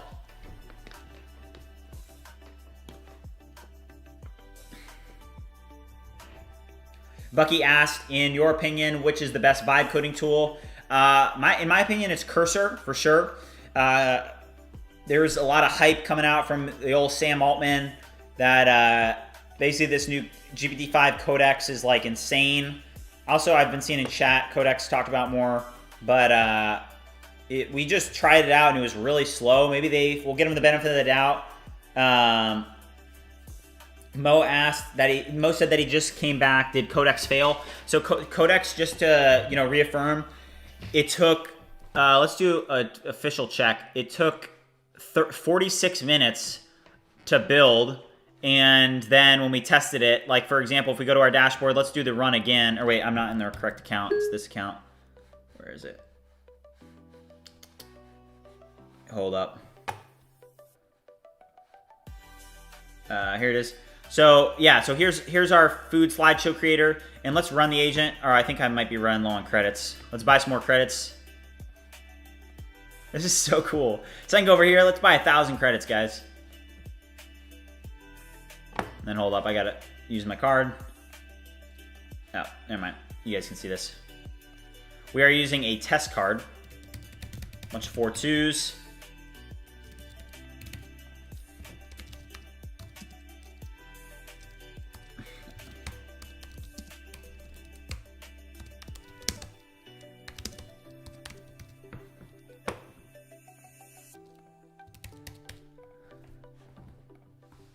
All right. All right, so we just bought some credits. Looks like our webhooks are working correctly, which is great. Sometimes you got to test stuff out, make sure that it works. So now we can go back over here. Let's run our agent, run for 35. Jose said, can I see the prompt you used and what you were trying to have it do? Let's see. It was... Well, I had it generate a plan first. So I essentially gave it the context. I had it think through a plan, and then I had it integrate that plan. So here's the plan that it integrated. And it wasn't able to go. Uh-oh, got some errors.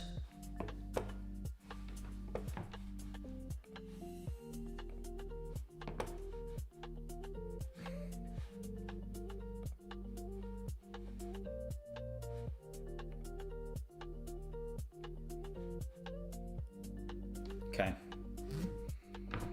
Let's go back, see what's going on over here.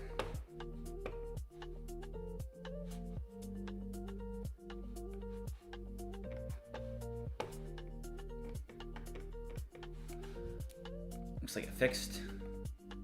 All right.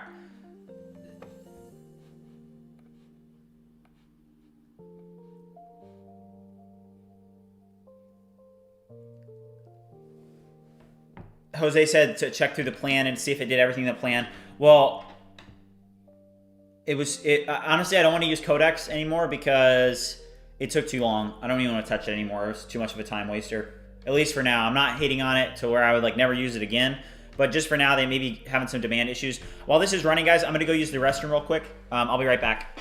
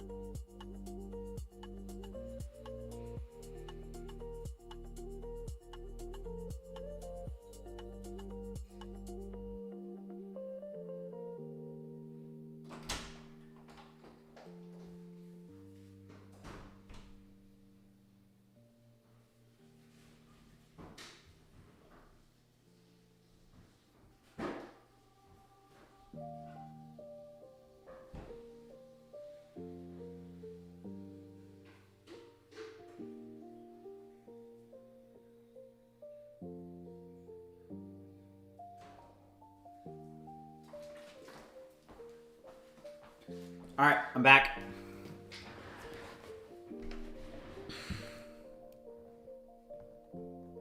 Yeah, so still not working great. J35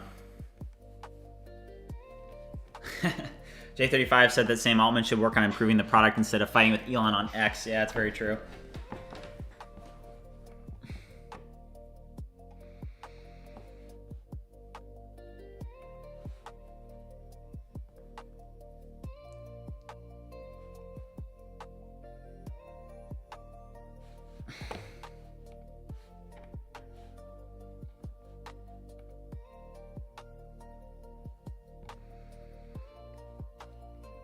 I mean, yeah, I'm not... All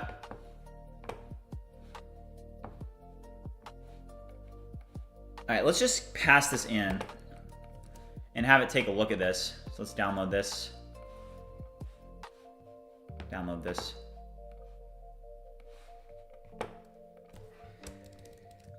Take a look at this example agent run.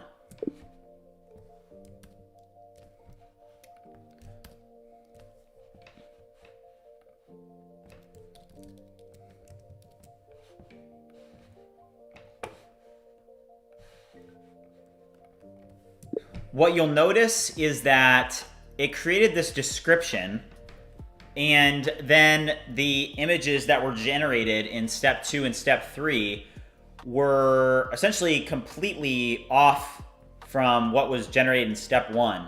So obviously no thinking or connection is being involved between steps. Like essentially the post, the agent is not operating as an actual agent that is cohesive and actually working together with each step.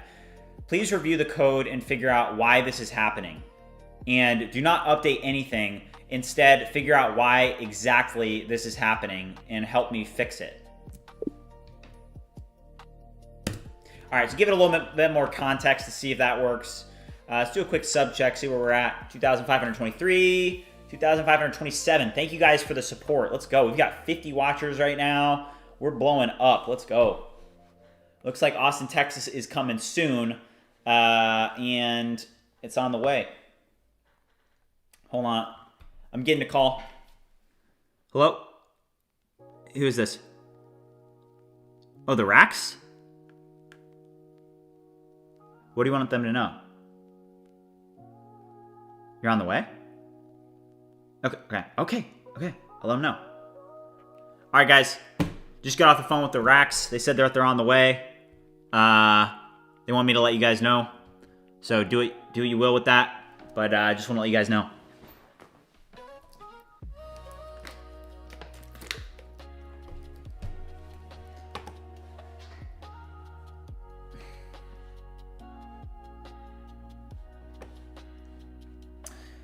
J35 said, basically that is it possible to do agents like N8 or make? The question with N8 isn't N8 like a package? Is N8N a package, like an NPM package that a developer could use to integrate agentic AI into their application?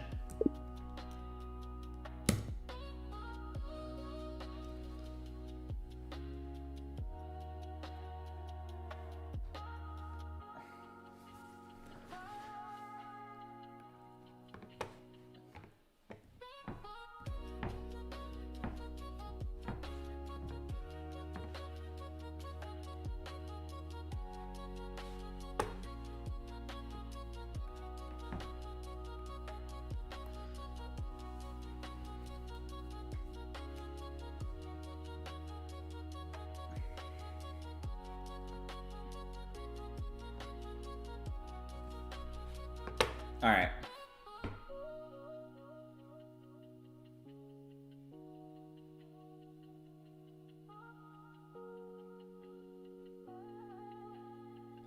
Okay. You guys see this? Everybody take a second to read this. I'm about to order some DoorDash.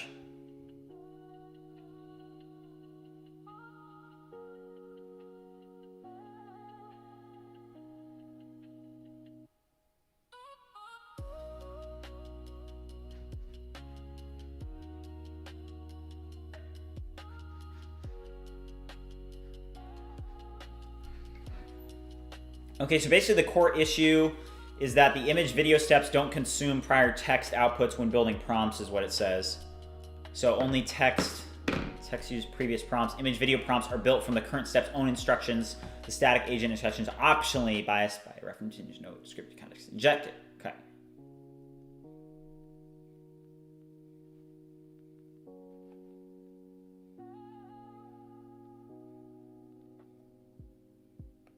All right, see this, guys? It says that the reason that the run looked off is because step 1 produced a long description and that step 2 and 3 built prompts without using that description and also passed a reference image. Okay.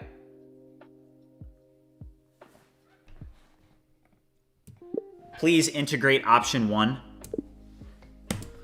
All right, see if we can get that working. So it looks like at least we broke down the issue at hand.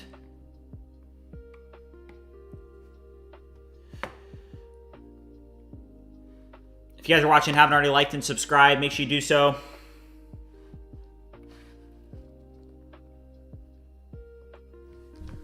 So we're going to make sure that we actually are able to inject this prior text. And then that should put us in a much better position. So let's do that. So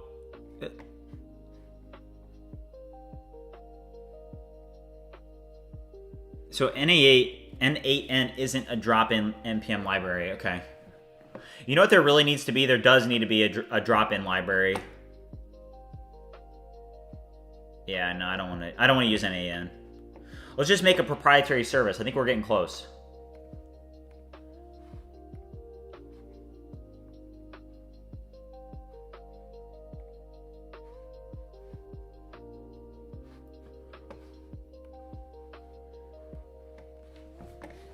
Let's just keep going. Let's keep on this track. All right, so let's see if that works. Let's see what it updated. All right, so essentially now it adds the context from the previous step. Okay, that's good to know. Okay, let's test it. Where's that other, all right, here it is. Refresh. All right, everybody cross your fingers. See here. So it should create a description, and then based on the description, it should create images that have the context of that description is really what we're trying to do. So we want to create something where the steps have the context to the previous steps.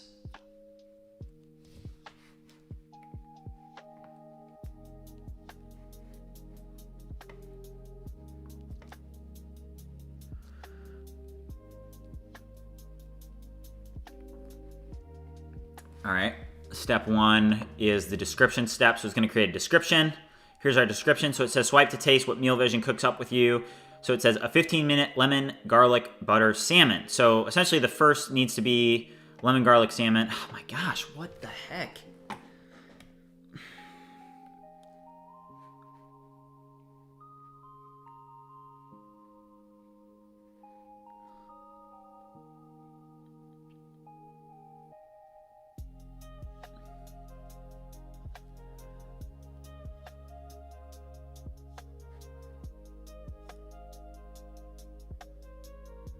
Georgievich said that he thinks it's all about the prompt. You'll need to make it perfectly accurate. Yeah. Well, I'm more so right now looking for the context transition. So I want it so that this actually has access to it. And for example, this said best breakfast foods. And then this one just said, it just created like, I don't think I'm getting, who wants to eat this for breakfast? I mean, if you're like 290 pounds, then this is what I'm eating for breakfast. But, you know, where's like the pancakes? Where's the normal stuff? Because this obviously does not have the context. Obviously.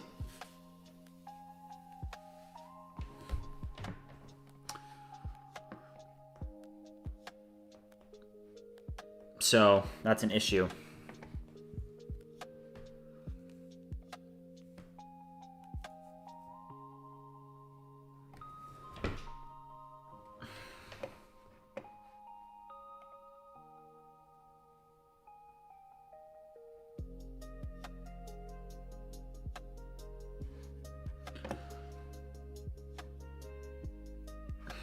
Maybe there should be a plan step.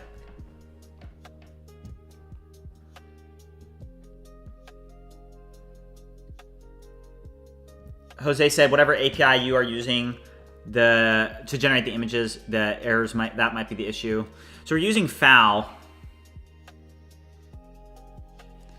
Okay. Oops. Rob asked, what's the error? So essentially what we're working on is, this is the main goal of the stream, essentially, is to actually get these agents working. And then honestly, after we get this agents working, I think that this is such a valuable feature that we're going to be ready to launch. Like, this is essentially templates and agents is our minimum viable product. So once we get this working, we're ready to launch. But obviously, you know, we don't have it working yet. So this is like, you know, I don't know if you guys, you know, what you guys are thinking about this, but we do have a fully working application. We just need to get this. This is like MVP feature. So we just need to get this working and then we can get launched. So I'm feeling very optimistic and positive about this. That's very important. Whenever you guys are building something, whenever you're trying to start a business, whenever you're trying to do something, the most important thing for you to do is that you have to stay positive. And I'm not just saying that to be cliche. It's a proven fact that if you think negative thoughts, you're going to get negative results. And if you think positive thoughts, you're going to get positive results because your mind and your attitude create your reality. So if you know, we look at this and we get all upset about it, then great. So we need to look at this as a challenge. We need to know that we can solve this, and that's the perspective that I have on it. So let's stay in the game, let's stay focused, and just know that this is like, you know that's like a meme, and it's the meme of the miner, and he's like, there's one miner, they're on like 2 different levels. One miner is like 2 feet away from the gold, and then he turned around, he gave up. He gave up 2 feet away from finding gold, and that's where we're at right now. This is the last thing. Dan said to look at the system prompts. The biggest problem I think is it just doesn't have the context. So here, Generate image for step. Okay, let's just look at this function. Generate image for step is this function here. So step index, total steps, previous step, next step, previous results. Let's add just a ton of logging. Let's literally just add a ton of console logging for this. Let's just add a ton of console logging. Add a ton of console logging for this step so that we can actually debug to see what inputs that this service is actually receiving. All right. So we're gonna do that because maybe we can see, hey, is it a nullable column that it's receiving? Is that why it's not working right? Rob said, is it the transitions having an issue? The AI hallucinates a lot, just like us. Well, let's do this. Let's see if we can console log. I feel like we'll know a lot more once we add some console logging and test it. Oh, J35 just had a good idea. Can we pass in all the steps as a single prompt, making the LLM do it as to-dos? Wow, that's actually a good idea. That's a really good idea. J35, like the freaking MVP he is. Georgievich said, yeah, you're right. You'll get it done, yeah.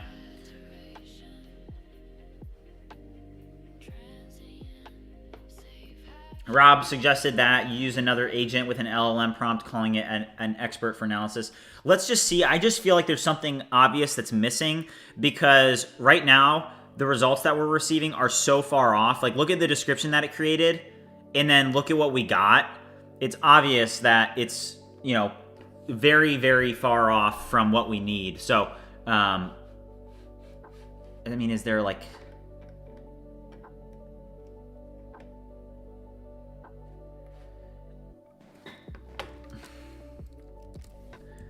Fix these errors that you're seeing.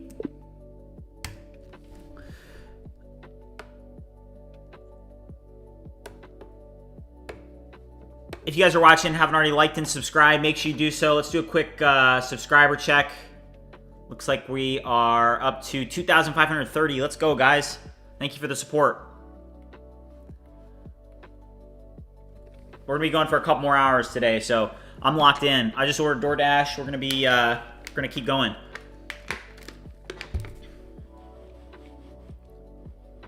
Zappy said, just got here. What's the sidebar extension, Klein? What do you mean the sidebar? The sidebar extension. Oh, you mean like in Cursor? No, this is Cursor. Yeah, we're using Cursor right now. So we were using and testing out Codex, and it was just really slow. So we just decided to use something else.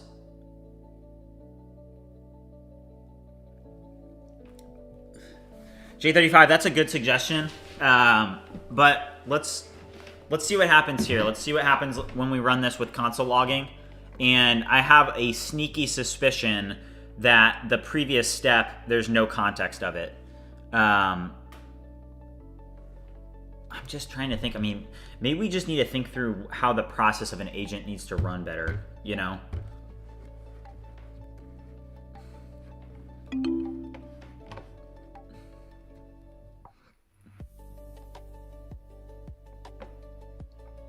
Like maybe instead of creating steps, maybe the agent itself creates the steps. You know what I mean?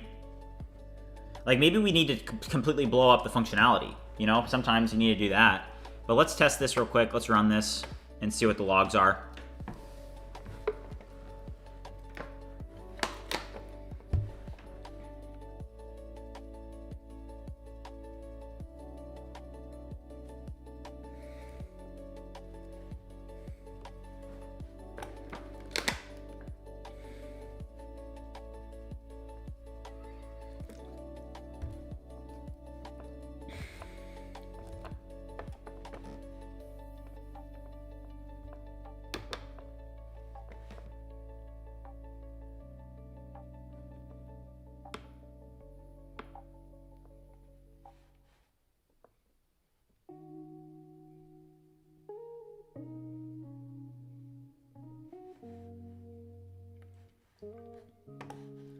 Guys, I think it's the code.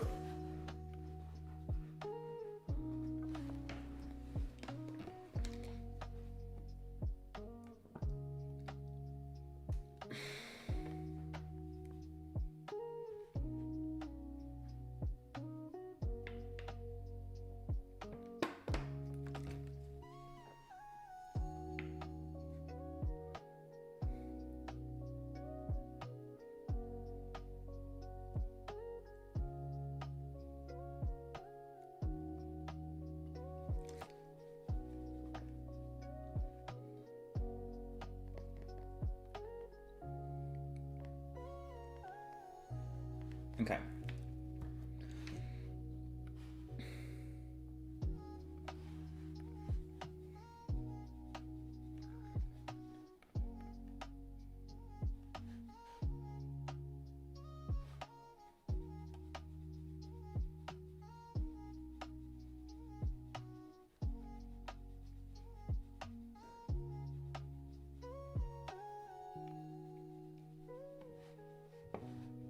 Rob, here's what it looks like.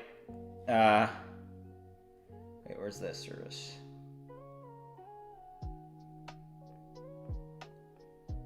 It's up here. So the context is the step index, the total steps, the previous step, the next step, and then the previous results, and then the agent instructions in the run context. So that should be enough. Rovidex, good to see you. How are you doing? So you can look at this and let me know what you think.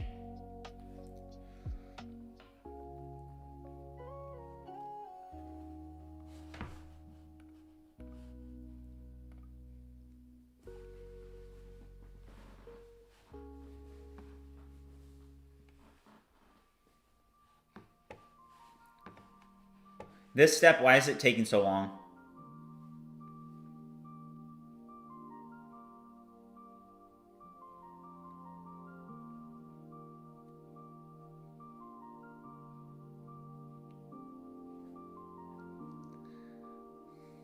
This step's taking really long.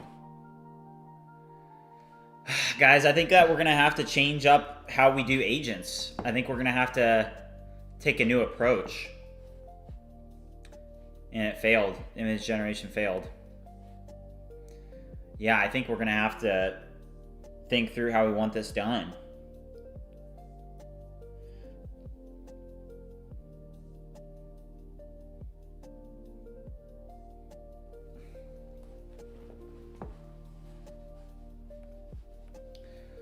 So, right now,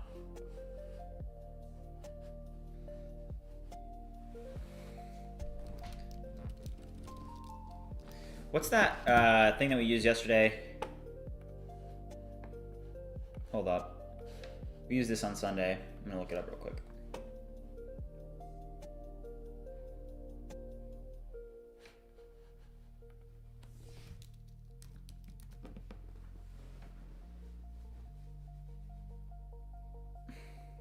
Edit Z, what's up? Welcome to the stream.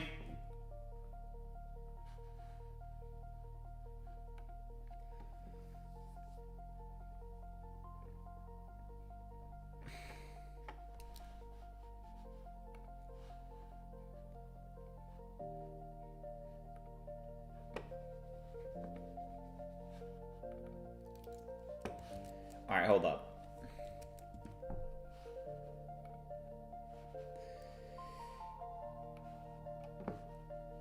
All right, let's just think through this for a second. Can I just delete all this? Yeah.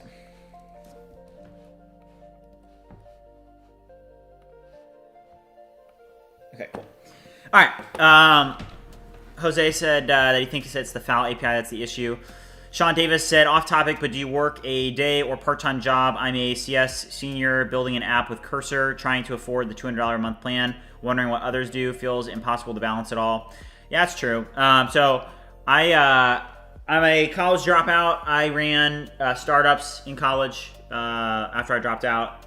I've got some savings from a business exit, and right now I decided that I was going to go back and finish my college degree, and I'm going all in on BridgeMind in order to basically, this is my dream. So I'm going to do this, and in 3 months I'm moving out to Austin to really go all in. But right now I'm in school finishing up the degree since I dropped out. So I had a couple credits left, and I only have 13 credits left. So I'm finishing up my college degree until December. So, but yeah, I mean, right now, agents, how they work, let's just do kind of a breakdown. It's kind of hard to type on this, but so agents, sorry for my handwriting, but I'm like drawing like with my cursor. So agents, how they work right now. So we have agent. Essentially what you do is you name it, you give it a name, and then you give it instructions.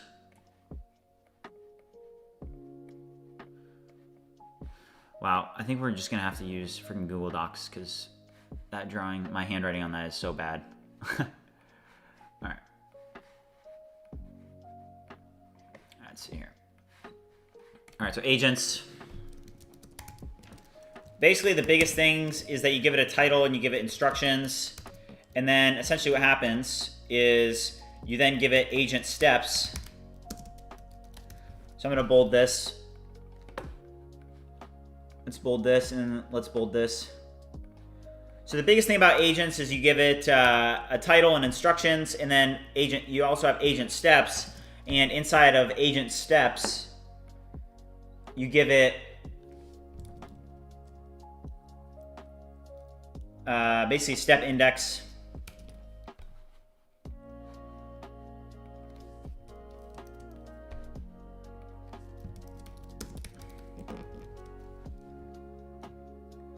Then you give the actual step instructions, and then you give it a purpose, which is an enum.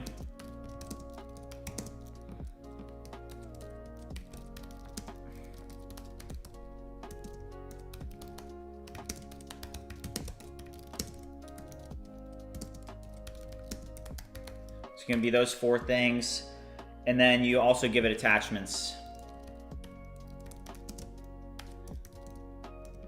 That's a JSON-B column. So our thinking was that, hey, you essentially have this agent, and you create the agent, you give it title, you give it instructions, and then you also give it steps, and that the agent will be able to complete these steps. Nishan, how's it going? Welcome to the stream. Muhammad, thanks.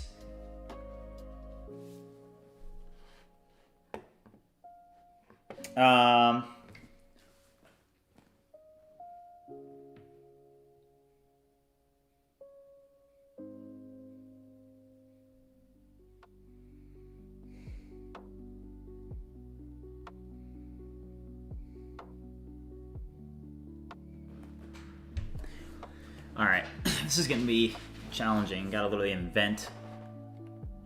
We're inventing this, so. How many subs were we at? We're going up. 31. Thanks for the support. Appreciate it. If you guys haven't already liked and subscribed, make sure you do so. We're gonna be going for a couple more hours today. Got DoorDash on the way. All right. I mean, I thought that this was a good approach.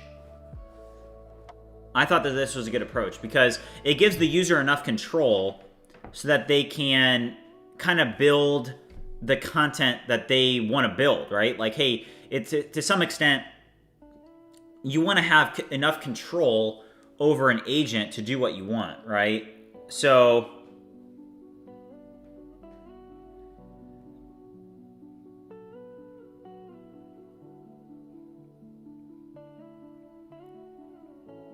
Tendy Time said that I've inspired him and that he's going to make $1 billion. Let's go. Kanan said, hi, small tip. Think of the problem in parts. Focus on the image generation. How is the call constructed? Prompt to image. Simulate this manually and then update the agent. Okay. I mean, I don't feel like, I feel like this is a good structure of how to do it, because,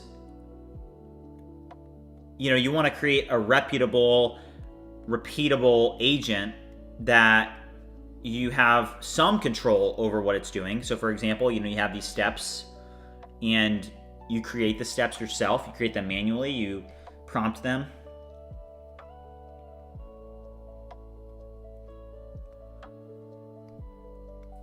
I mean, man.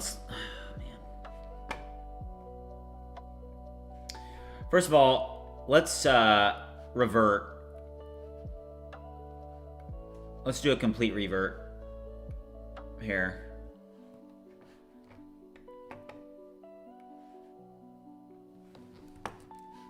And then let's start a new chat.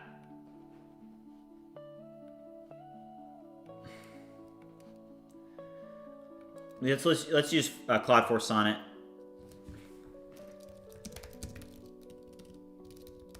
Real Magic said, now this is a sick challenge. Yeah, isn't it? Welcome to the stream. So, I mean, I don't think it's our, database, architecture. I don't think it's how we're structuring it, to be honest. I don't feel like...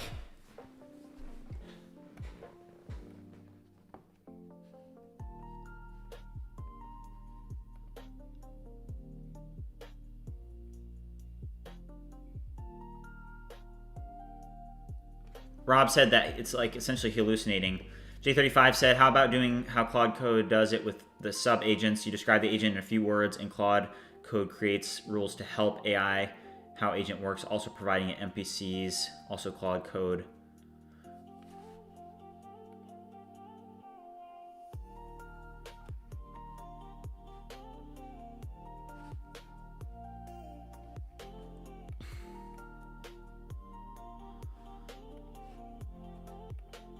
Wait, hold up.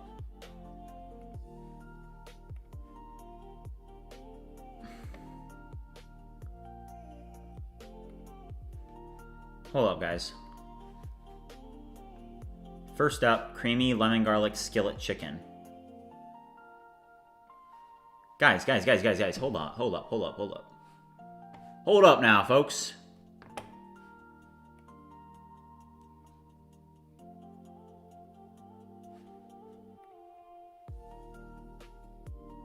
That, like, was different.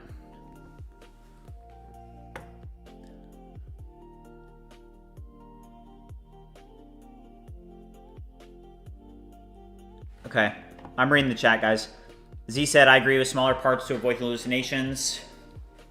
What do you guys mean by smaller parts? Tendy Time asks, have I tried augment code? I have not. He's using that on his own project. Rob said to chain the agent together on the background like 2 or 3 humans working on a problem. Wonder how we could do that. I'm just really curious. I mean, that was actually a better run than the initial ones that we've been doing.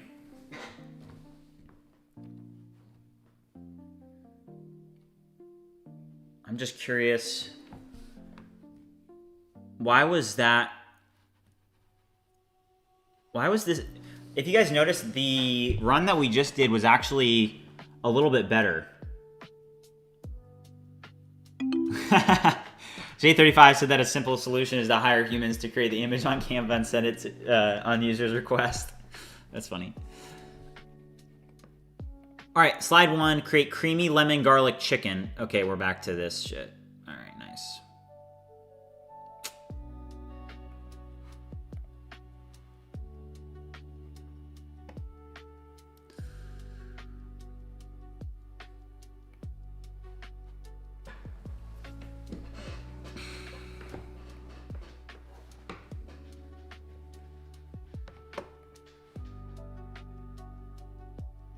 Why did it like kind of work a second ago though? Like before I fixed this, it actually worked, didn't it? Let's revert. Didn't it work when we had it like this? With the 12 errors? Why did this work for like a split second?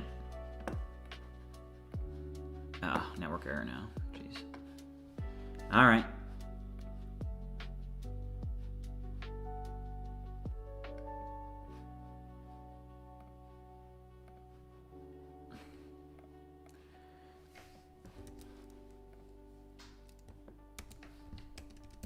Fix the errors.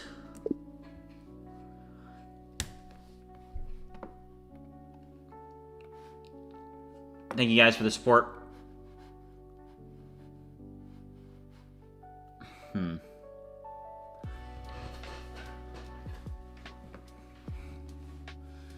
I mean,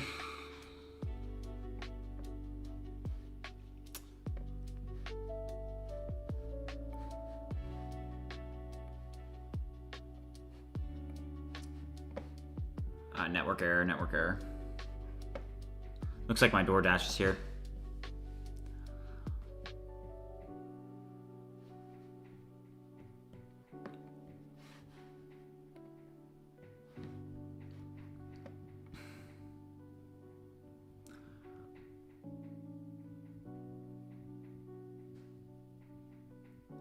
All right, guys, DoorDash is here. If you haven't already, make sure you like and subscribe. Be right back.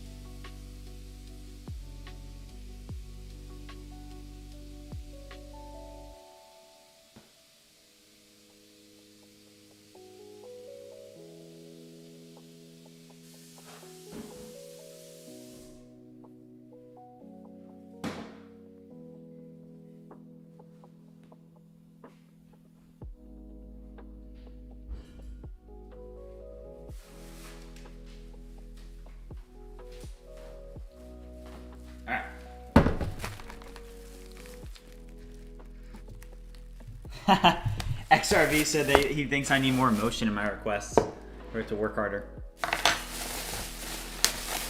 Okay. All right, I got some Panda Express.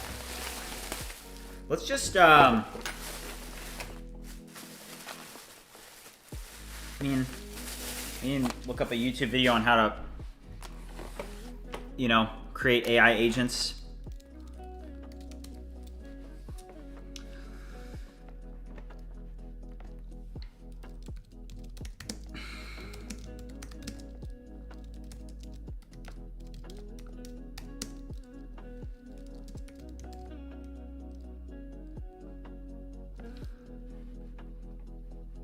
Oh, these are like just influencers. Yeah, look at this. These are all like influencer videos. That's what I don't like about YouTube. It's like a bunch of influencers. All right, let's just watch this. Imagine being able to build an app. Oh, geez.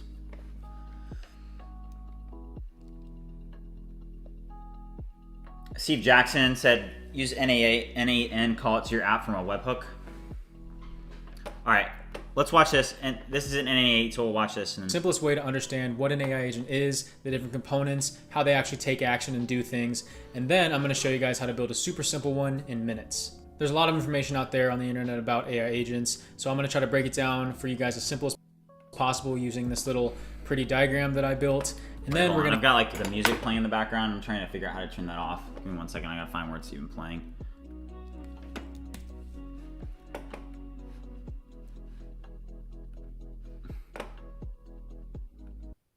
There we go. All right.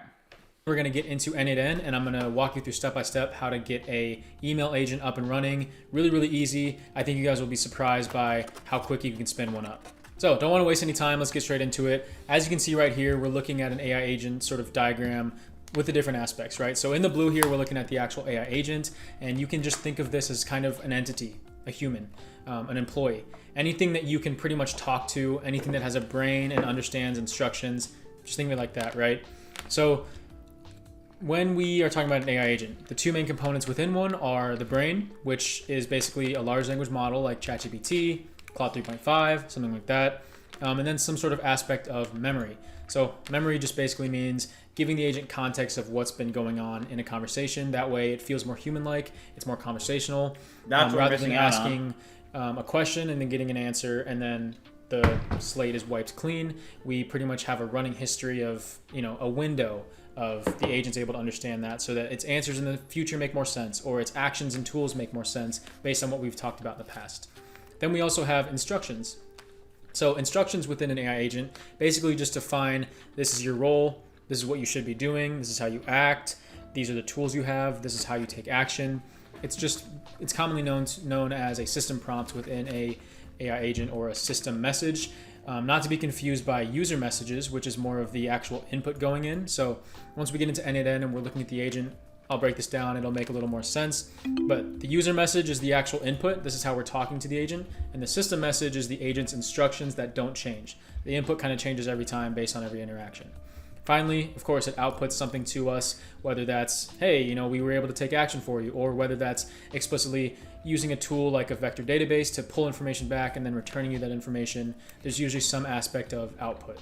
So as far as this section of this little diagram, input, AI agent with a large language model, memory, system prompt, and then outputting something, this is like just kind of like a ChatGPT thing that you would do on your laptop or whatever, and you're talking to it. That's ChatGPT. But then when you start to introduce tools, this is where the magic really happens, because now the large language model has the ability to actually take action. And let's say you just have one tool, that's pretty cool.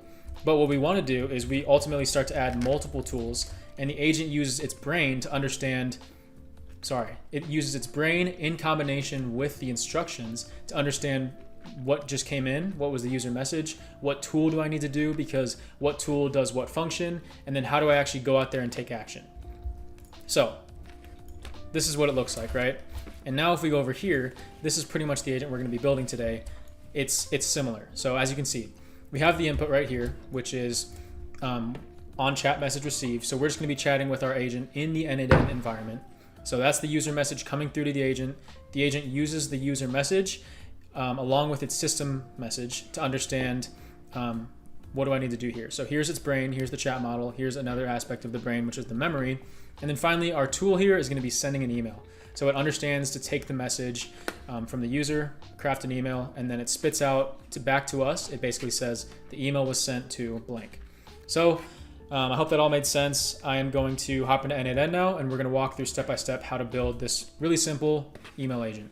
Okay, we are now in N8N. So first thing I'm going to do is hit add first step, and we are going to type in AI agent. We're going to grab this AI agent here, and as you can see, it put in this AI agent entity, and right now it automatically connected with the chat message received trigger. We can come in here and we can say hello. This is how we talk to our agent. This is the user message. This is the input going into the agent. However, as you can see, there was an error because there's no chat model subnode, which basically means the agent has no brain. It doesn't know how to respond. So under the agent, we can see that we have chat model, memory, and tool options. We're going to add a chat model because we just got that error. So let's give it the brain. It pulls up a list of large language models on the right, and we're going to click on OpenAI chat model. Okay, so now that we have the OpenAI chat model pulled up, we have different options. We have different models to choose from, but first what we need to do is connect a credential if we haven't done so already. So you'll click into this arrow and you'll click create new credential. And as you can see, what we need to get from OpenAI is an API key that basically allows us to access their different models. So you can click on docs and it will give you a good sort of walkthrough documentation of how to do this. But basically you're going to go to OpenAI. On the left-hand side, you'll see API keys, and then you're going to come up here and click create new secret key. We're going to name it whatever we want, and then it's going to give you a API key. You'll copy this, and then you're just going to paste it into N8N right here. What if you can create your own website by saying, this is what I want? With Wix, you can.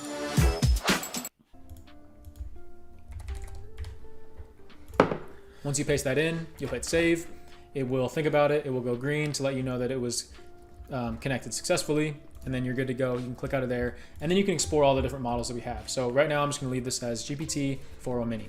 One thing to note about your OpenAI, you have to connect a few credits or some sort of source. Otherwise, it's going to say insufficient funds. So if you're getting that error, just add some money into your account. Now, if we were to click on chat, we could come in here and just say hello, and it's going to be able to respond to us because it has a brain. As you can see, it said, hello, how can I assist you today? Okay, now that we see that the brain is working, let's try to add some memory. First, what we're going to do is I'm going to tell the agent, my name is Nate. So it's going to say something like, hi, Nate.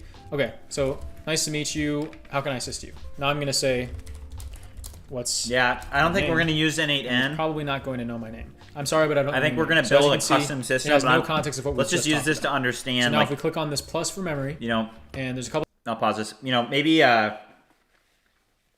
we can create some sort of brain. Maybe we need to create some type of agent brain. I'm not sure. But we're definitely not going to integrate with N8N. We just need to figure out how to kind of reverse engineer this. So different options here. We're going to use window buffer memory. It's super easy, especially if you're chatting within N8N. Very, very easy and very quick to set up. As you can see, it's referencing our connected chat trigger node. The session ID is coming from that chat trigger node, and the context window length is 5. So it just means it's going to remember 5 messages, past interactions. So if you're interested in the session ID, it's basically going to be different for the different ways of communication. So right now, within the chat input, we can see it's an action of send message. Actually, I'll go to table view real quick. The chat input that I just typed in was what's my name, and then we have a session ID. So basically what's going on here is that is what is being kept in the context window length is based on the session ID. That's dynamic because we have the JSON variable, as you can see right here. Anyways, now that we have memory connected, I'm going to say, hi, my name is Nate. And it will say, hello, nice to meet you, Nate. And then we're going to say, what is my name? And you can see that it's going to say your name's Nate. Okay, awesome. So we have memory. We know that it's working. We just tested that. We have our input over here. We have our actual agent with its brain. We have the output coming right here. And what we could do is, if we just want to make things look a little more visually appealing, we could pretty much just add the output right here. This isn't doing anything. This is basically just for me to show you guys how it looks. So input, agent, output, right? It says your name is Nate. How can I help you today? And then brain. So now we need to add the tool. And then after we add the tool, we can configure the system message. So we're going to click on the plus and we're going to add a Gmail tool. All right, hold up.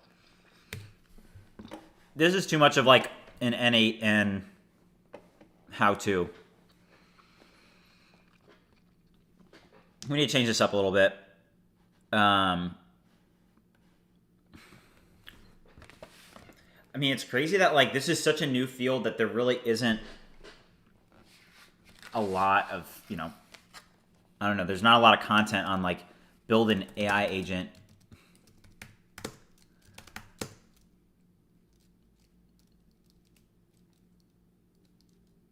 Man, there's like, I mean, we're inventing this, you know. There's not going to be a freaking how-to on how to build an AI agent. Let's talk ChatGPT.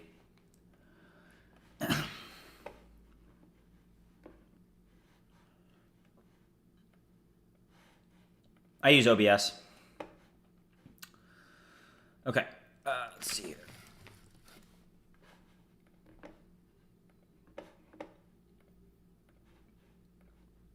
All right, so let's go to our entities here, and let's just paste in all of our entity logic. And I think what we're going to do is after I finish eating, I think we're literally going to blow up our existing functionality. I think we got to start over. I think we got to take a different approach.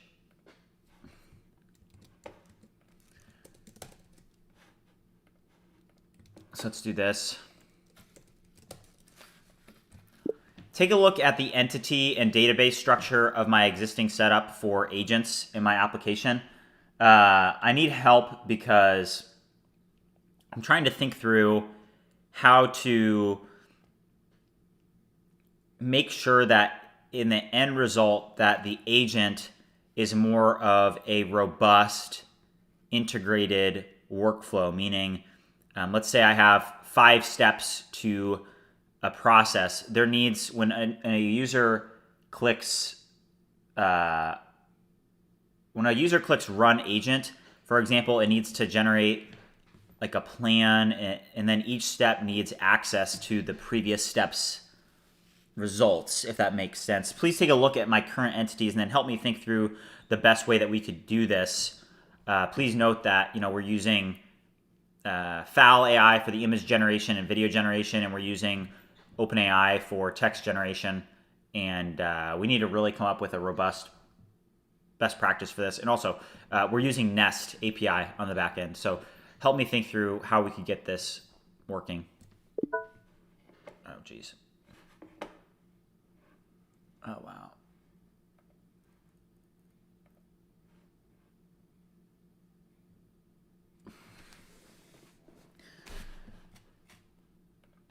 Okay.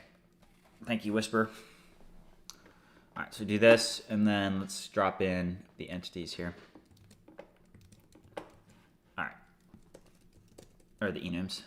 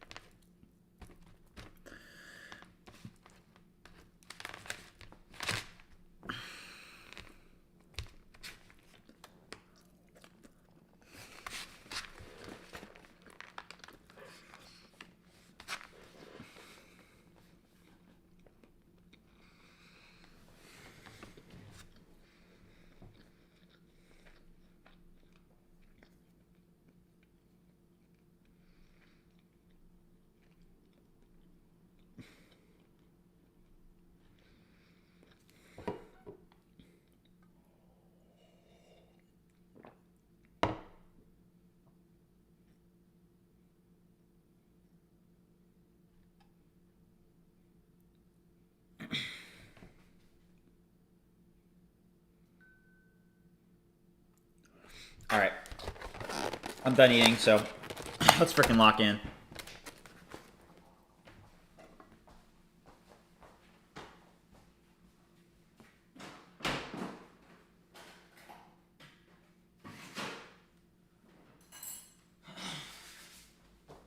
All right.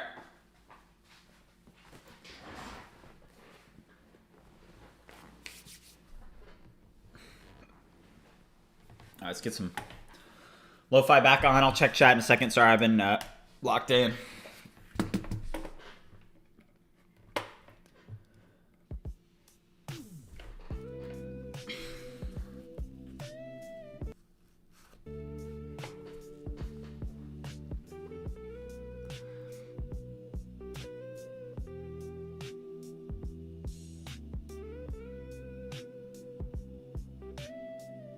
Is this new? It recommended a new agent run datum.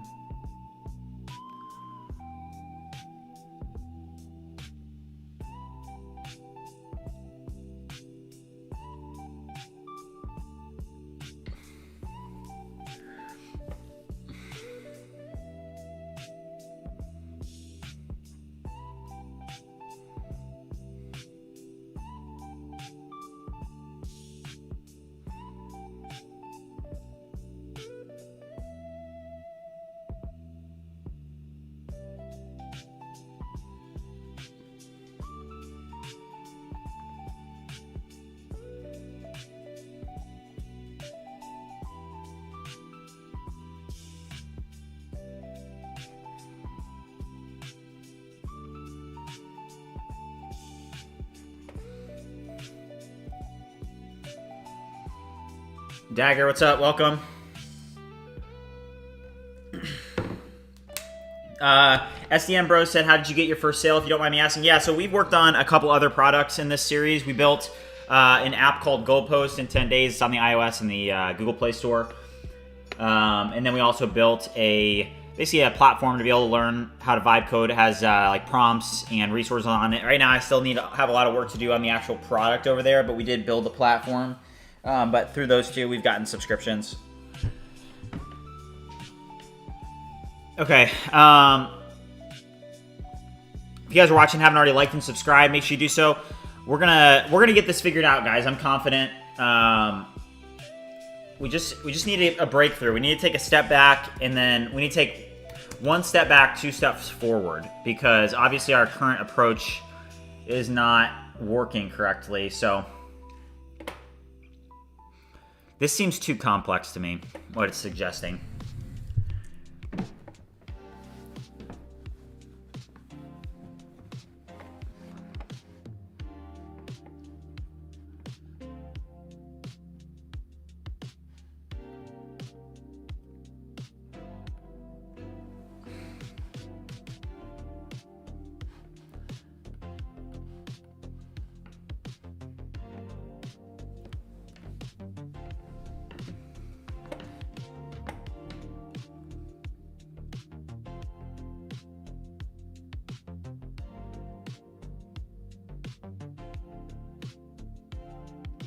Martin Gonzalez, welcome. Right now, for all those of you just joining, we're working on View Creator, which is an AI-powered social media platform where you're able to create viral social media content in seconds.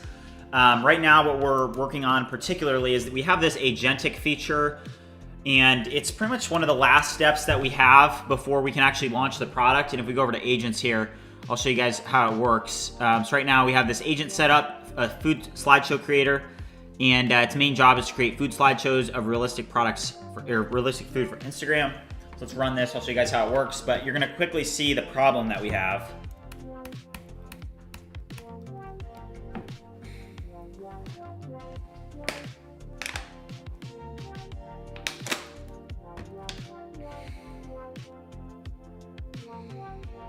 So first step is to create a description on this one. So create a description for the post. And now it's actually supposed to create the content for the post, but the content is way off from the description. So basically the agents aren't working, it's not working well enough together. Yeah, this is lo-fi. It says, best breakfast foods. This is the hook, and then it's like, You guys trying to eat this for breakfast? What do you want, a heart attack?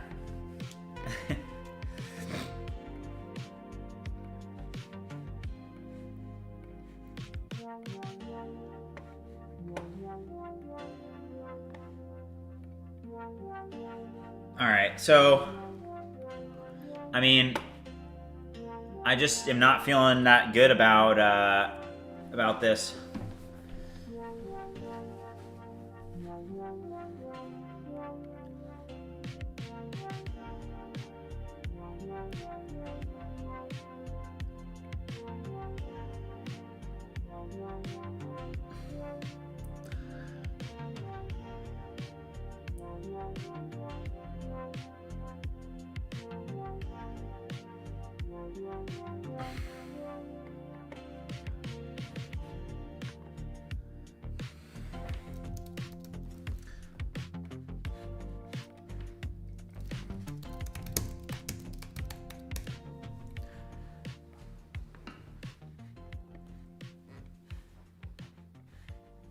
All right, whoever asked if we could test it out, I think it was J35 and Jose. Let's try that.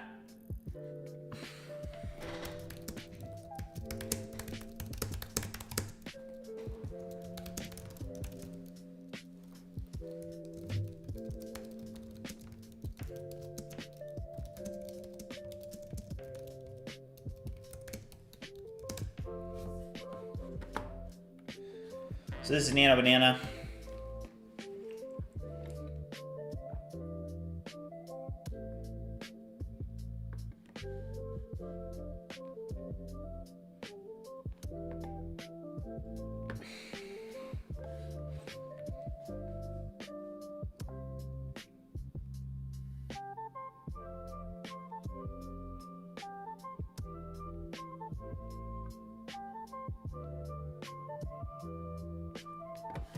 Why did it not create an image?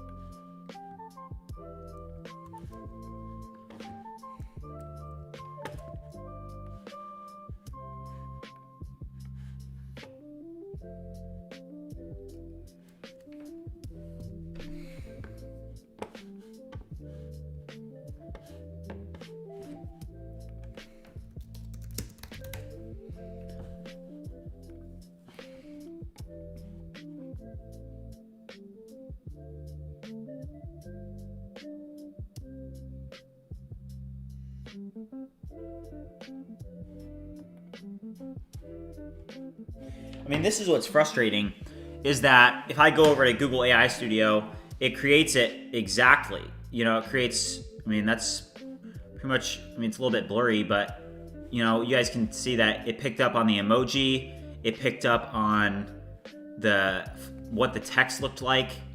You know, you guys can see that the text is similar. Even picked up on the fact that the background of this image is actually a little bit blurry. So, you know, it can be a little bit frustrating when this is happening because our product is not spot on like this one is, you know? But the thing is, we're just trying to get MVP. We just need MVP. I need to not get discouraged. You need to think positive. Yeah, I'm using Nano Banana.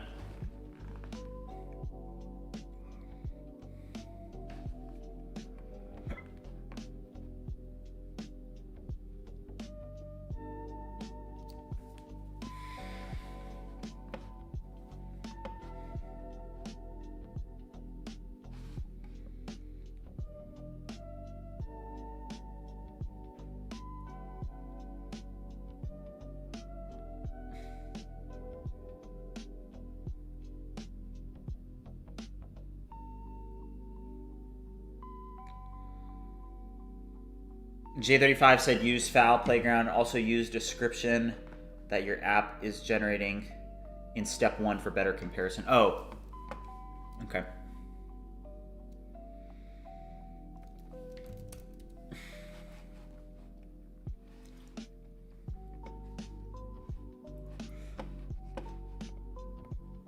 All right. So we're gonna try and essentially reverse engineer.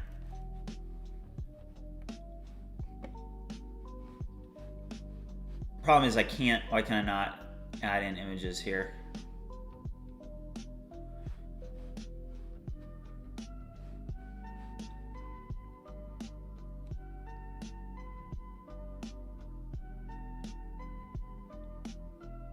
SDN, that's mostly correct. We've got a couple other things as well, but yeah, you're on understanding correctly.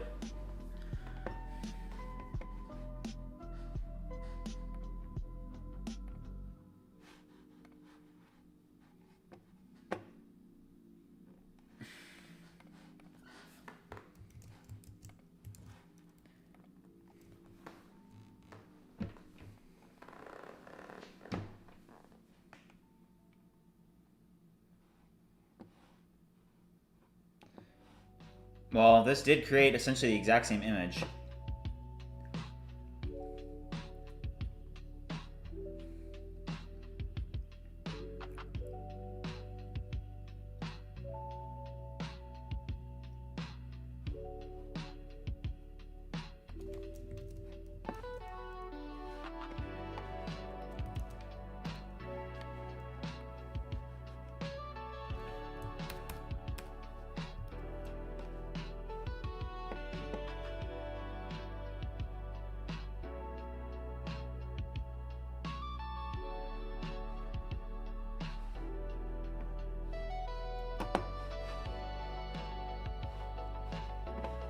Same thing. So, I mean, you know for a fact that it's not getting this reference. There's no way. I mean, let's try going here. Is it possible to open this?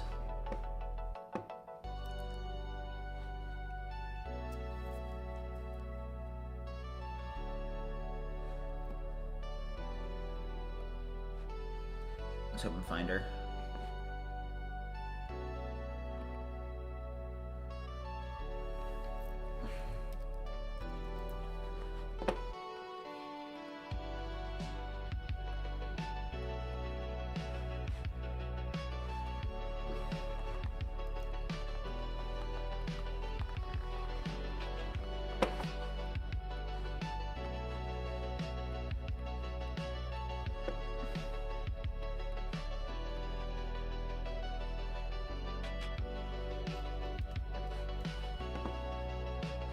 We've just got to figure out a way to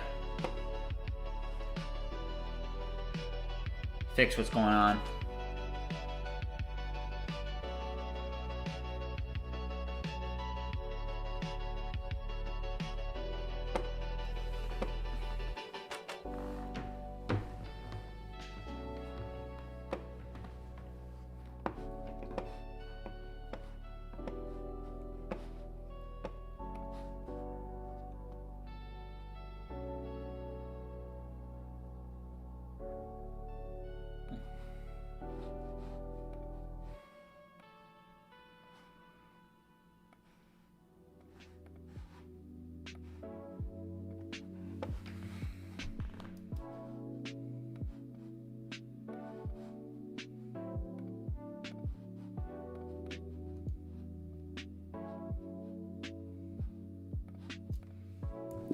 I've decided that I would like to completely take a new approach to how we are handling the agent runs. Please review the existing functionality of running an agent in the API and completely delete all functionality related to agent running, meaning actually running an agent. I want to delete all functionality related to it. We're going to restart. Please remove all existing functionality related to running an agent in the API. Don't touch the entities or the enums, just the actual functionality in the module. All right, guys, sometimes to take a step forward, you got to take a couple steps back, all right?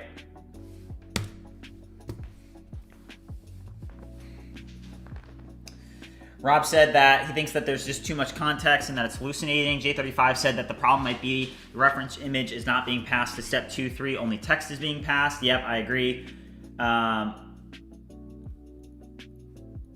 Martin Gonzalez said, can you debug the request you are making to see if the passing the image in the body? So I'm like 99% sure that it is passing the image. We'll test it. Let's just take a step back.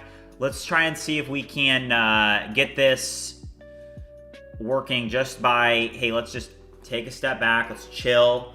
Let's remove the functionality and just accept the fact that we're going to delete it. And then we'll move forward. But for now, it's like, hey, let's just take a deep breath. Maybe think about what we learned in that video about the concept of an AI agent's brain.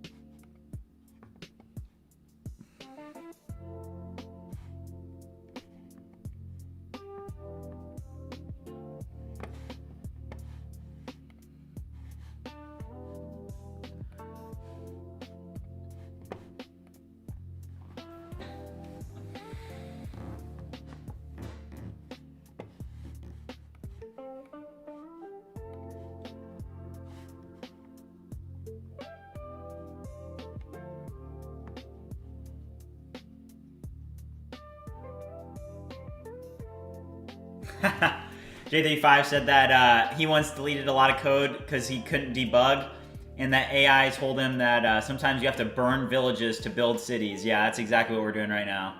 We're burning the village. We're going to build a city.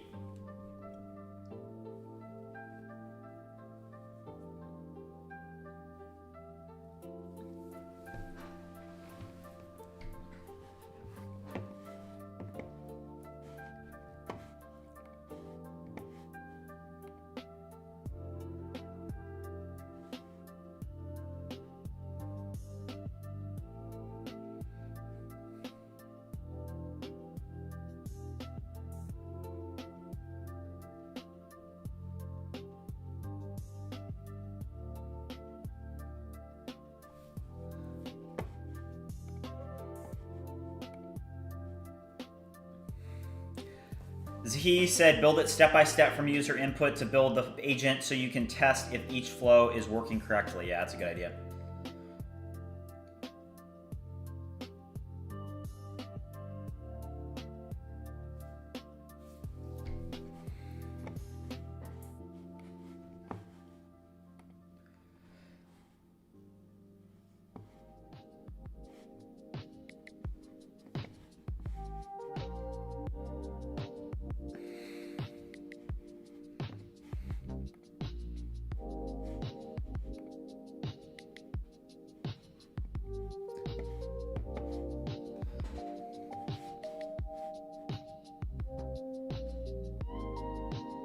If you guys are watching and haven't already liked and subscribed, make sure you do so. We're gonna burn down the village and we're gonna build a city. That's what we're doing.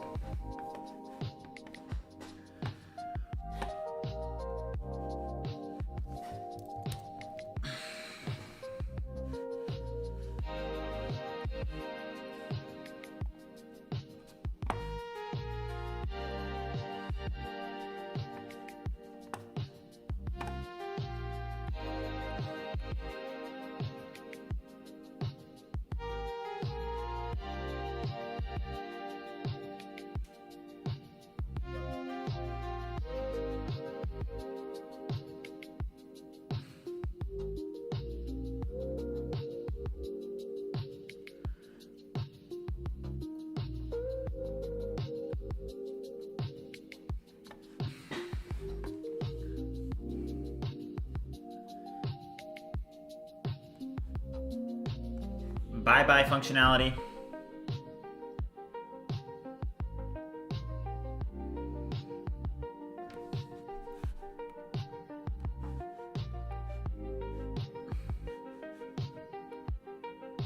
Oh, jeez.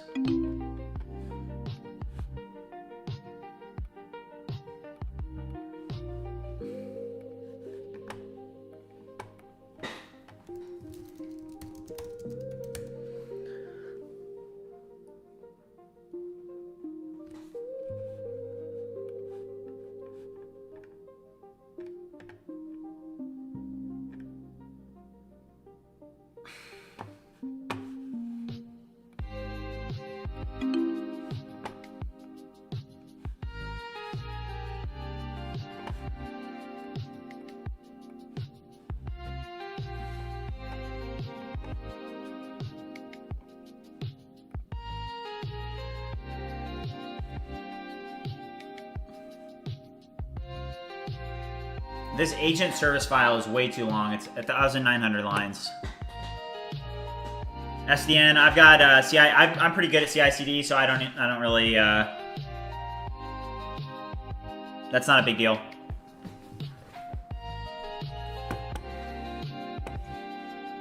But to answer your question, yes.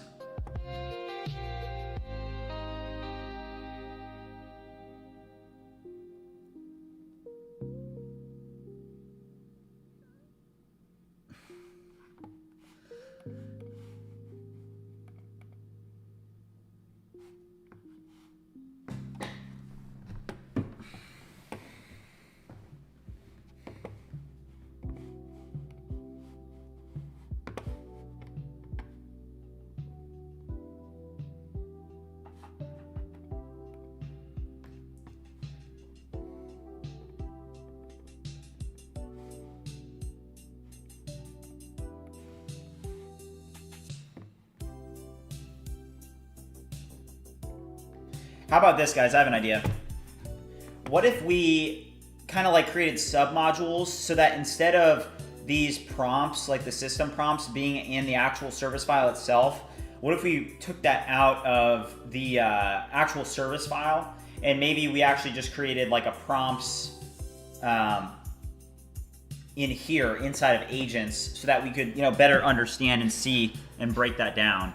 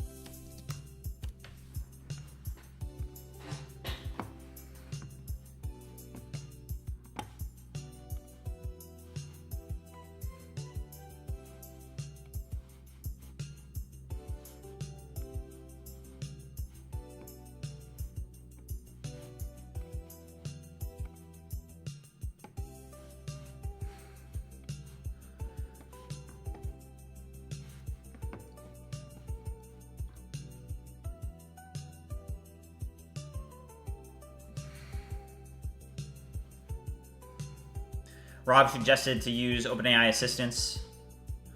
Maybe some latency. Also some setup involved. No?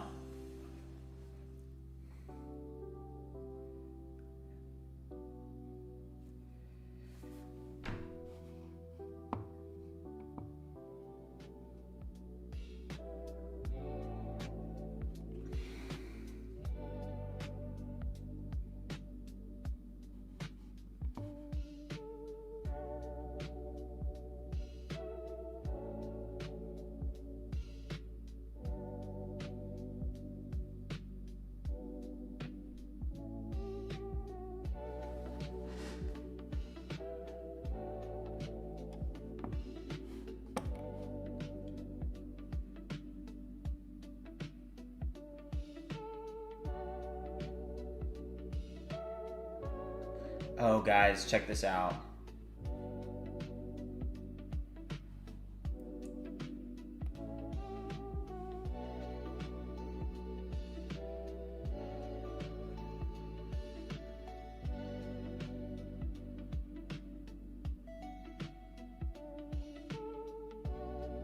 That needs to be taken out.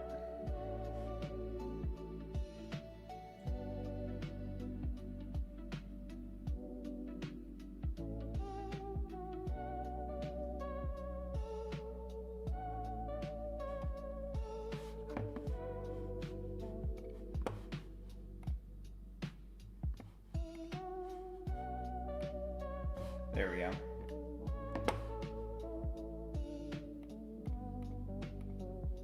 Oh, geez.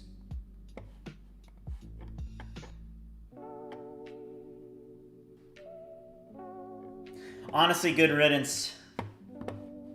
Good riddance.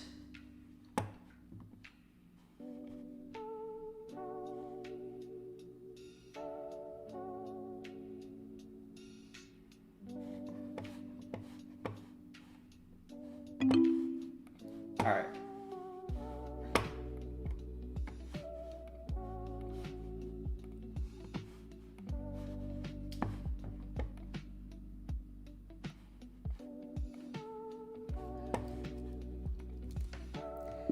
Please reintegrate the root and logic for this root.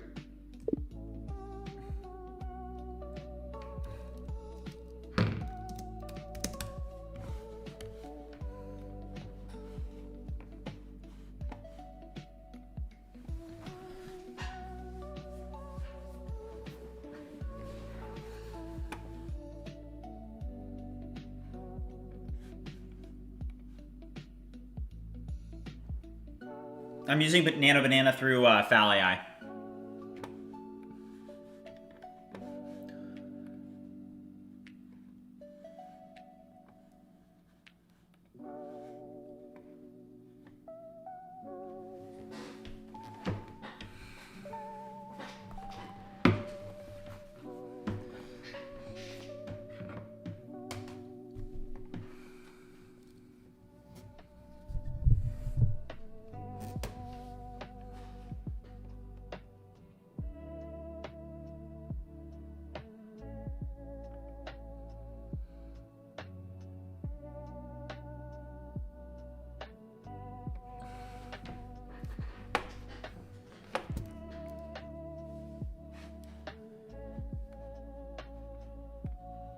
Oh, geez. That's not going to be good. All right, watch this, guys. Oh, we do not want to use Codex. Yeah, I'm good off Codex.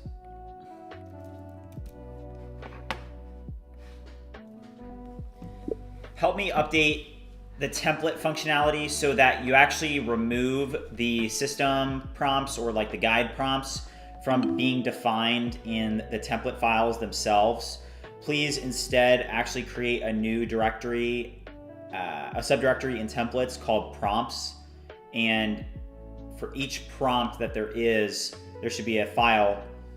And then the template service should actually import these prompts and use them instead of them being defined inside of the service itself. All right, I'm gonna do that. Okay, let's try this again. There we go. All right, so yeah, fix this error as well. We had some friendly fire here.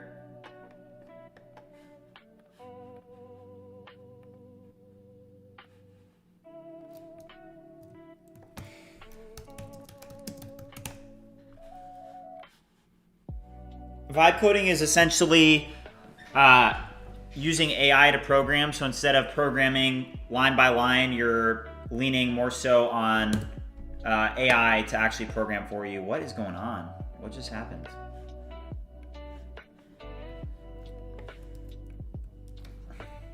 Why all of a sudden am I getting all these 500 errors?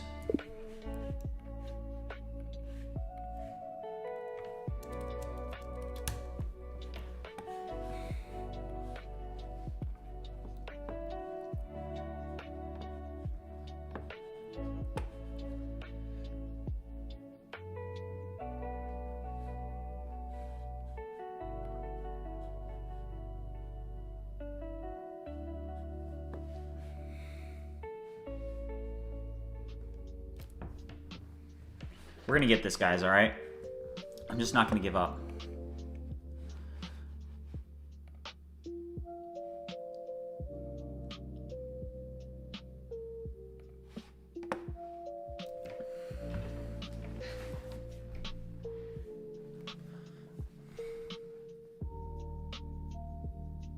Maybe instead of steps running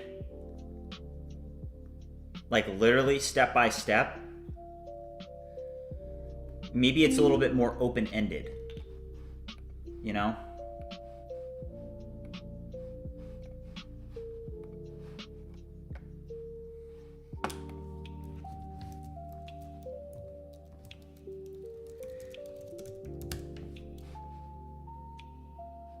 There we go. All right.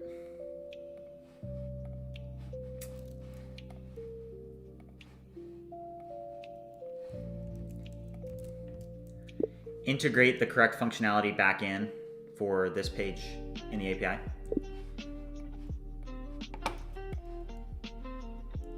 All right, deleted some roots that we still want that weren't related to actual agent creation, but they weren't that complex, so we'll just add them back in.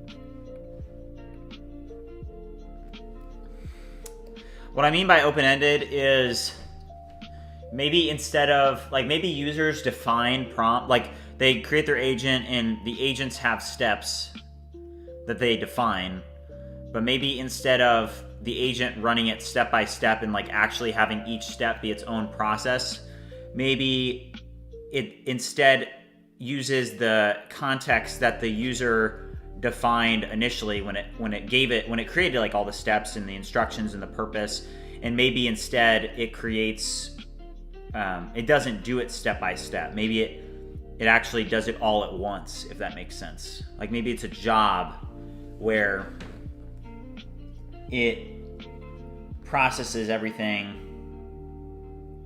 and instead of the user being able to see it run step by step, maybe it literally just gets submitted. It's a job, maybe a cron job, and it does all these things, not just step by step, but instead kind of like all at once, if that makes sense. Okay, so that works again. Cool. I'm gonna use the bathroom real quick, guys. I'll be right back.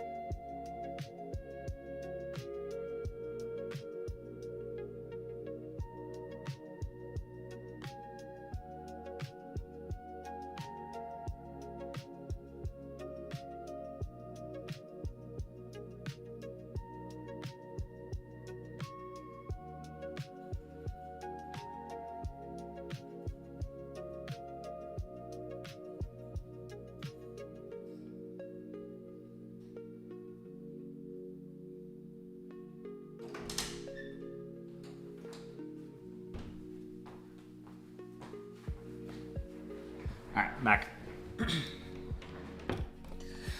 Okay, so now if we go to like actually run the agent, this isn't gonna work. Yeah. Okay.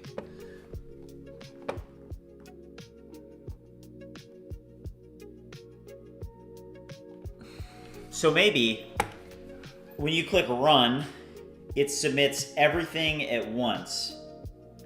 And it submits it to essentially, let's pull up that draw again, that draw IO or whatever that was.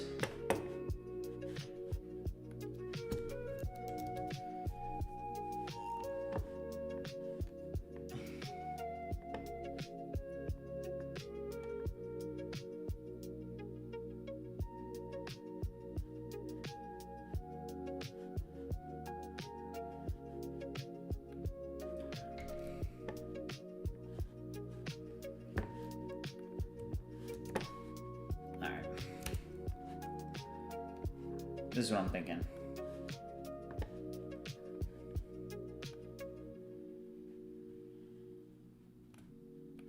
This is your agent. This is a big A for agent. This is your agent. Your agent consists of multiple. It's got instructions. I'll just do I for instructions. And then it's also got steps. You can have multiple steps. So step, step, and then your step has instructions. It has a purpose. It's got attachments. It's got an integer. Same thing over here. It's got attachments. It's got a purpose. It's got an integer. It's got instructions. And then your agent, this is your whole agent. This is the whole thing over here. It's all one, right? And maybe what needs to happen is when you click run,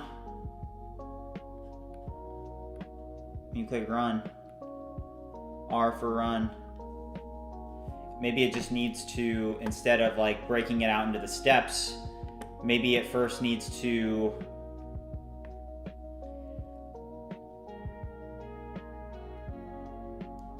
maybe the brain, like we learned, maybe the brain is going to be GPT-5. Sorry, it's really hard to draw on this, but yeah, GPT-5. And then, so the brain of it is GPT-5. So this is then able to take in the context of this as a whole. And maybe it needs access to tools.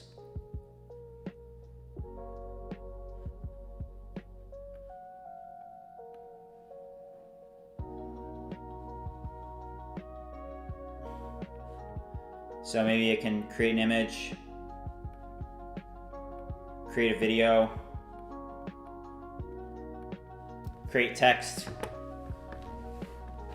But it's not about watching the process of the agent running. I mean, that's cool to see, but it's more about the final product, right? So the brain of this needs to know, hey, what's my goal? What am I trying to do, right? It needs to understand different things, different concepts.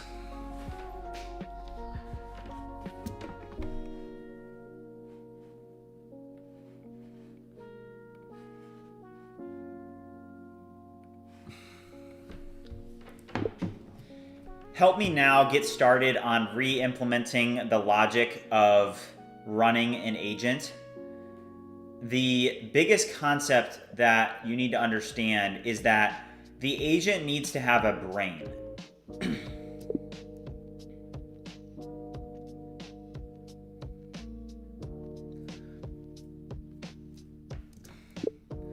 The brain needs to be integrated, and the brain should be GPT-5 using the OpenAI integration.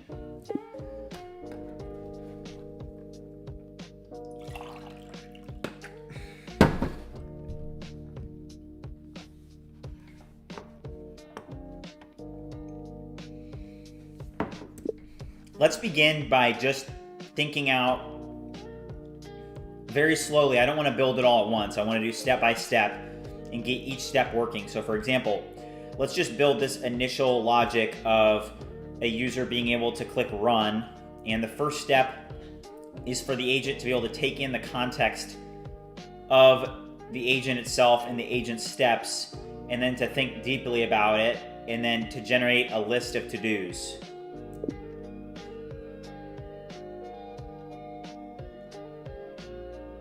Let's just try this. And then maybe we can integrate tools so that, based off of the analysis, it kind of branches out to these other areas.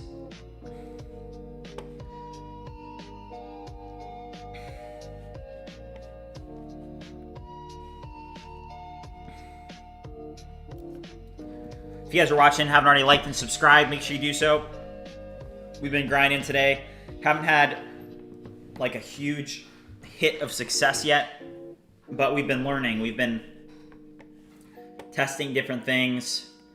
and I feel like we're getting close.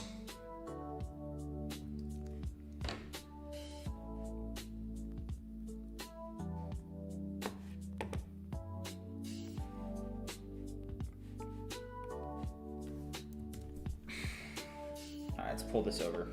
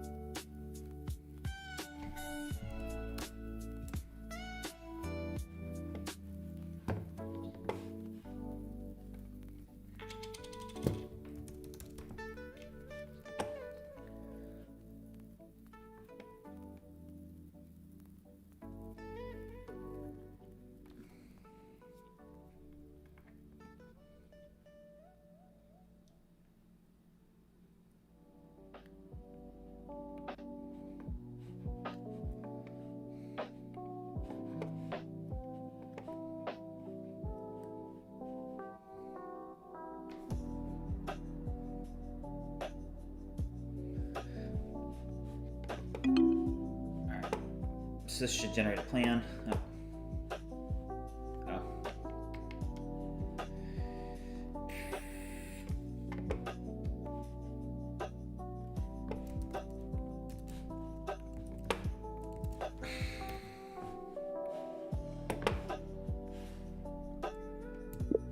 Why is this not working?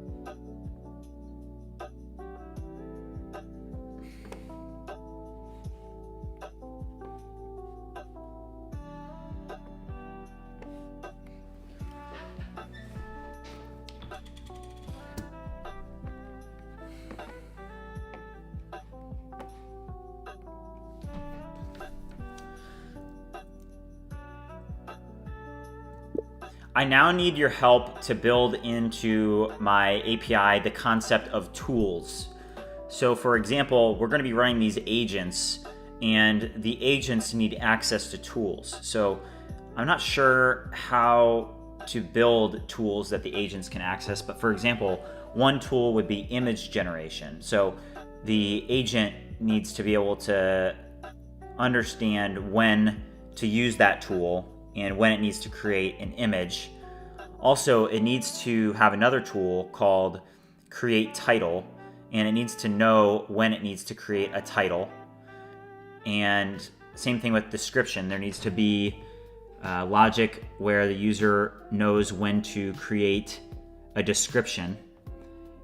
Also, there needs to be logic for creating a video, and the agent needs to know when to create a video and how to call that tool. So please take a look at this logic and help me build into my application this idea and the functionality of tools. And then take a look at the logic of the agent and help me build into the API the ability for the agent to call these tools. And then there needs to be user feedback, meaning that on the front end, the user needs to see which tools that the agent is calling. And then the agent essentially needs to work in a flow, being able to operate, and then at the end, it needs to have a finished product. And one thing that's really important is that this agent is operating as essentially a human being, like a worker. So the products or the posts that it creates need to be all similar, like they need to follow the style. So like one thing to add in to the logic of agents is that they should follow a specific like content style. So think deeply about how we can integrate all of this logic, take a look at the existing code, and help me think through how we can build this and then properly update the code to build it. That's a long shot, but let's see if this is working now though, before we do that.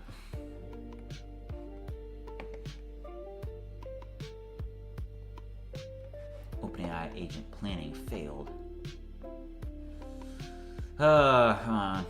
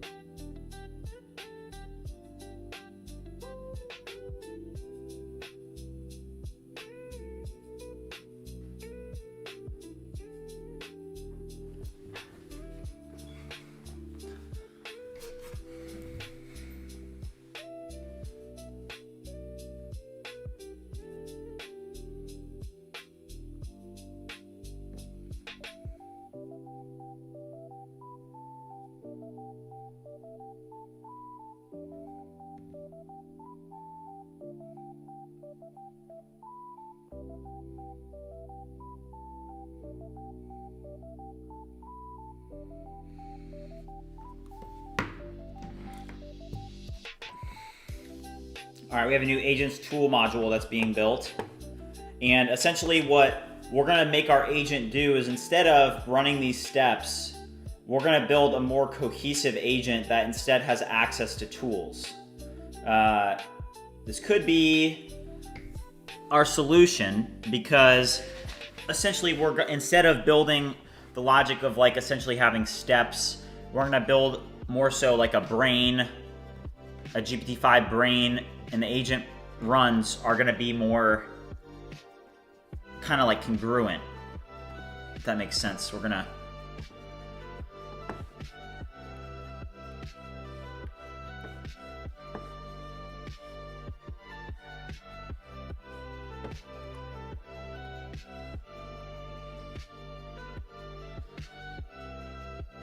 if you guys are watching, haven't already liked and subscribed, make sure you do so.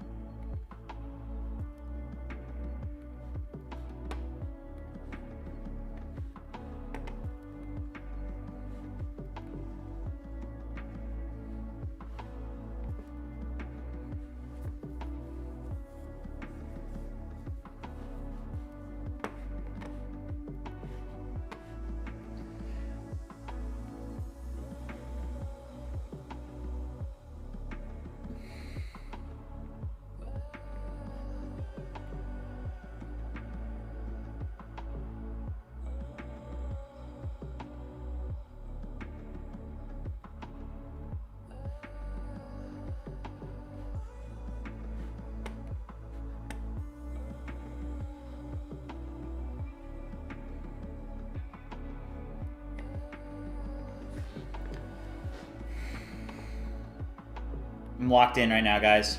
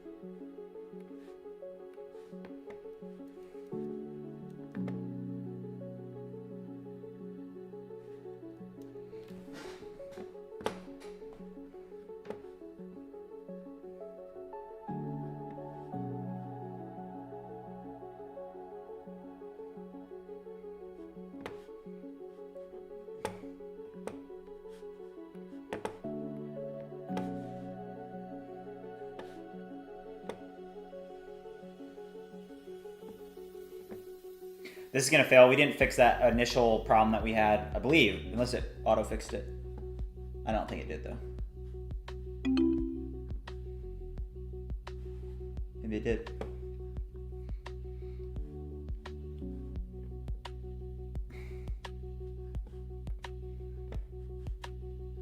Holy shit. Are you kidding me? Look at this, guys.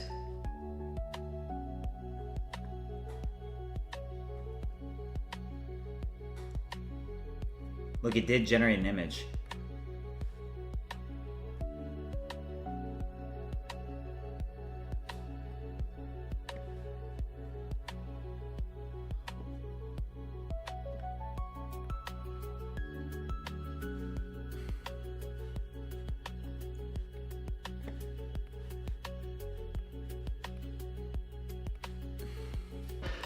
Nah, something's not right.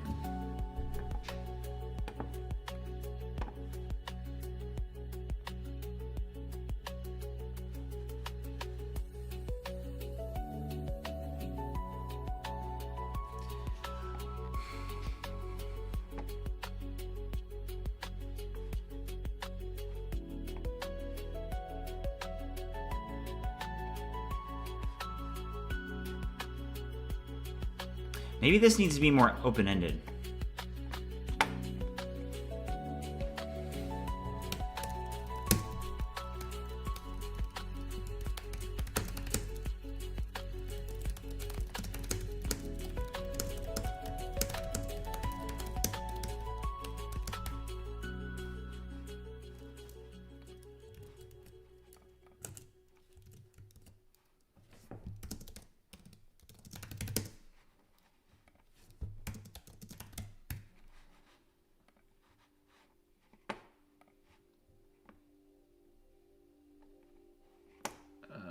Whoa. What just happened?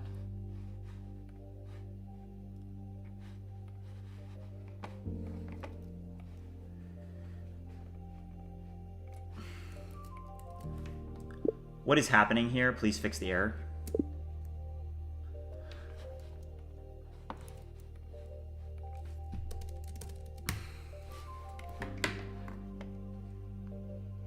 Georgievich, how's it going? We're doing good. Still working on our agent. It's just a really hard feature. So, you know, hey, in all reality, you know, we've only been streaming for 3 hours, so you'd expect something like this to take that long. It's a big feature. We're gonna keep working.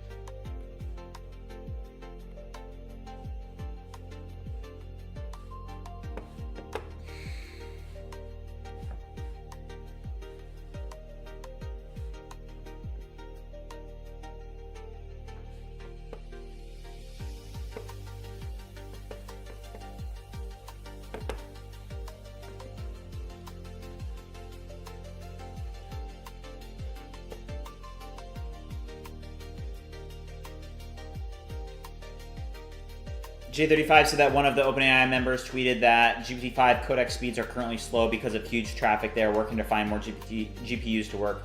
Makes sense. Yeah, that was super slow when we were working it. I mean, I did like it. I mean, if it was normal, if it was, you know, fast, then, you know, it would have been great. If we were using that, I like the UI better. I could see myself using codecs more. But, you know, it does need to get a bit faster for sure.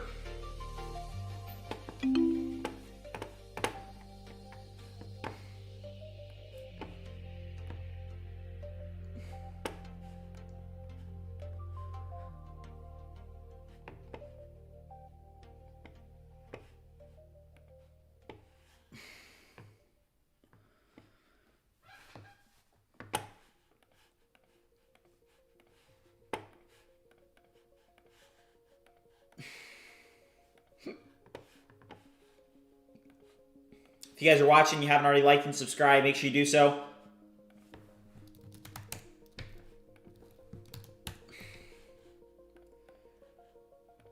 mentioned in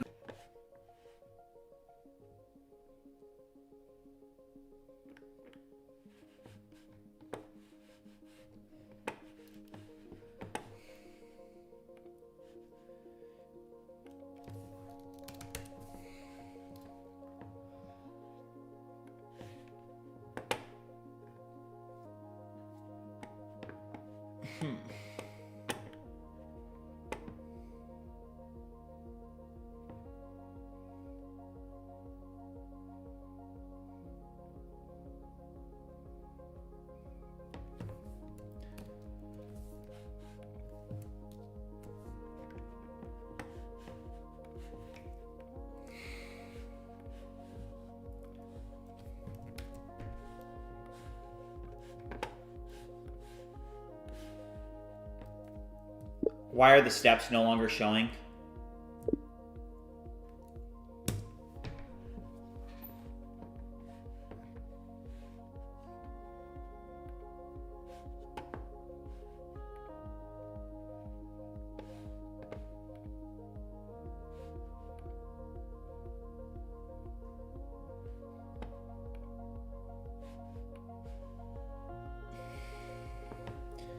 The user provides, they define the steps and the instructions initially, but the goal is that once you define it, then, if you have an agent that's able to replicate the same type of content or perform a specific task, then that's pretty good.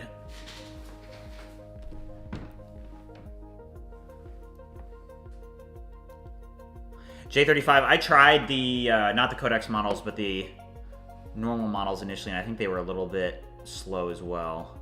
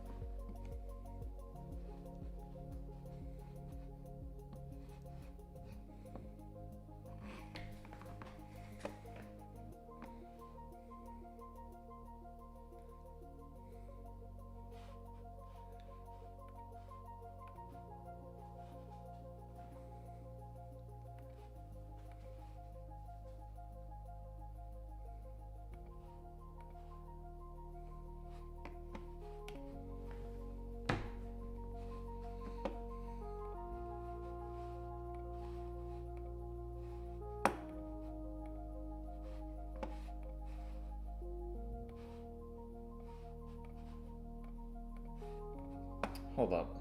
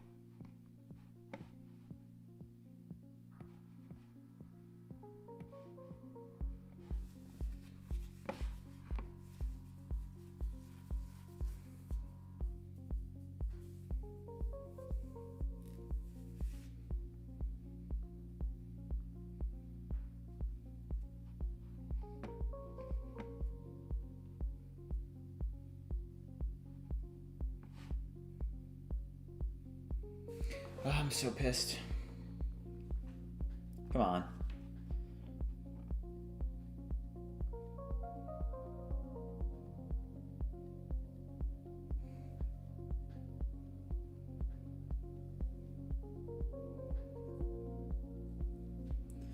Rob, not going good.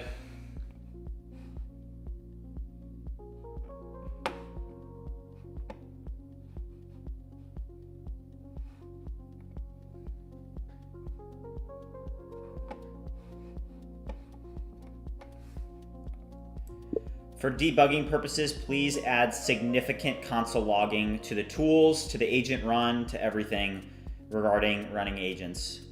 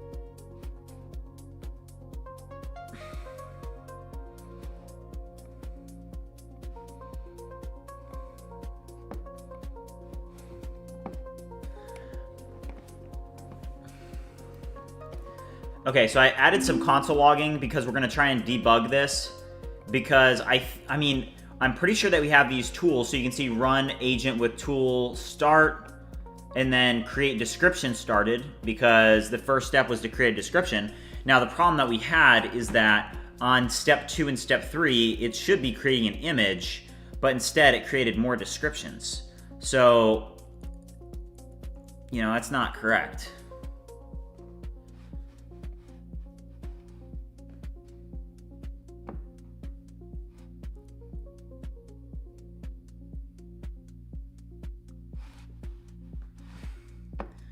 All right, so here's the first create description. So now you can see it's going through another create description. But maybe it's because, like, let's take this and we're gonna run another. Is it because it mentioned description in the instructions?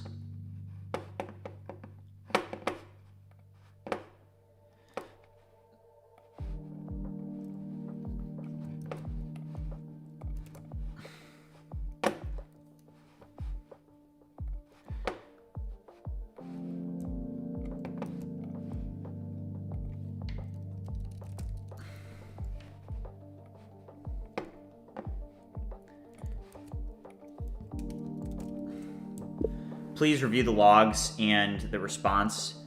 Note that step 2 and step 3 should have created images. As you can see, the purpose was image, and it created another description for step 2 and step 3. Why did this happen? Please take a look at the functionality and figure out why this happened, and help me improve the agentic service with better tools and ensure that it properly is able to call the create image tool depending on the purpose of the step.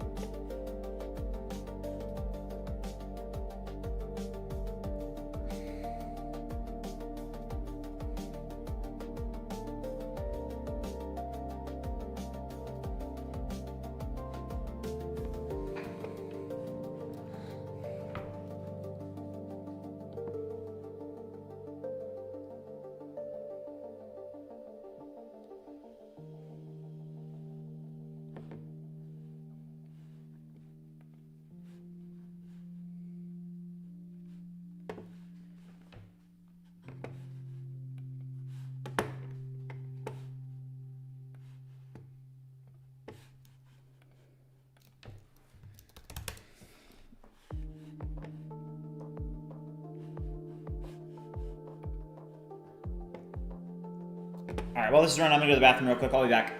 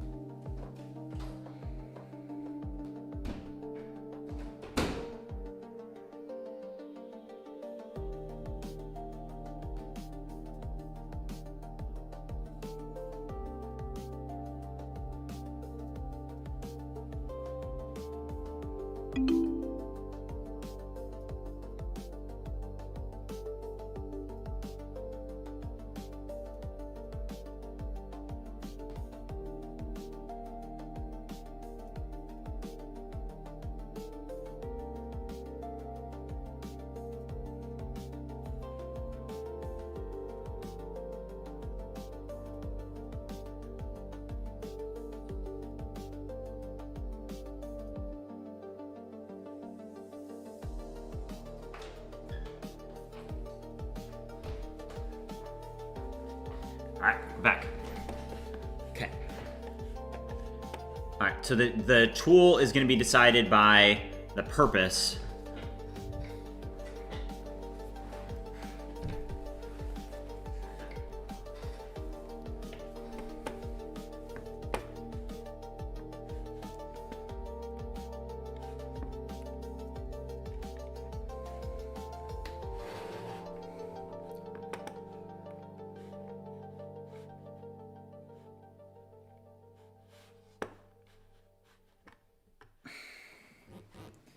All right, it says run agent with tools start. These are info logs. Create description start. Generating image. So now the image is being generated. Perfect.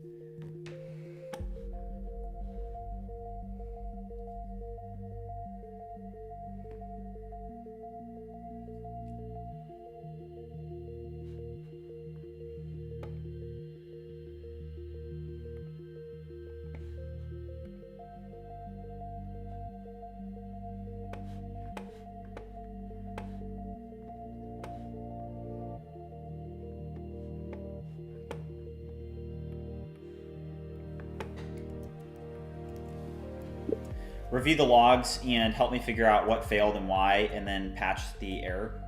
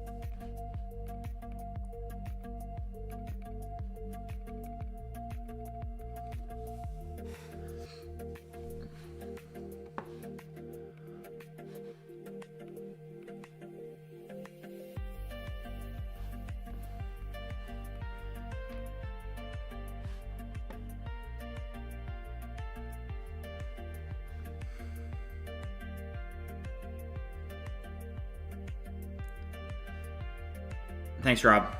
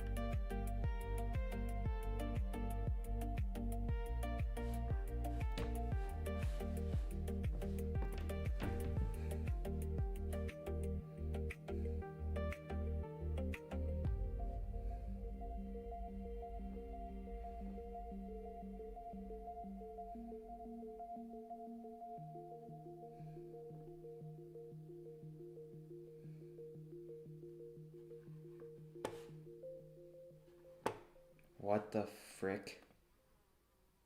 What?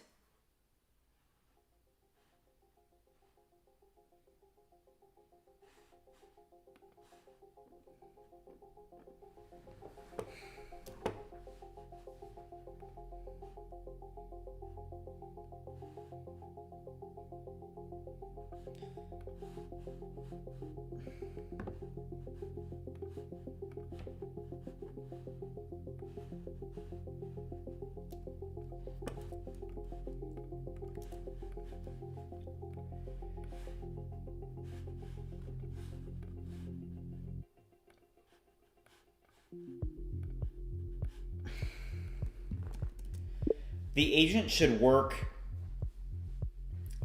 as an all-encompassing agent, meaning that step 2 and step 3 should create images based on what was defined in the description. So look at what was generated and figure out why this is happening. The agent needs to work together. It needs to have the same theme and the same functionality and be able to call tools and be able to prompt the tools respectively with the correct prompt to be able to generate the correct images with the correct reference images. Right now it seems like the images just were created randomly with no information. So please take a look at this and fix it, because obviously this is not working correctly.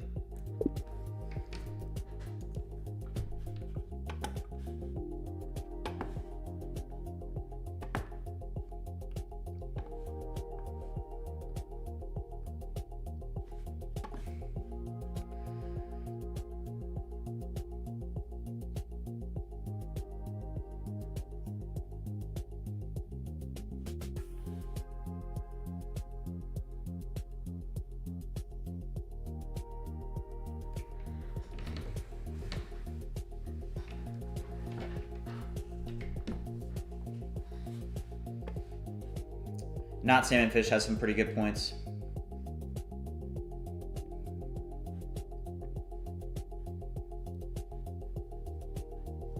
Eric, let's go.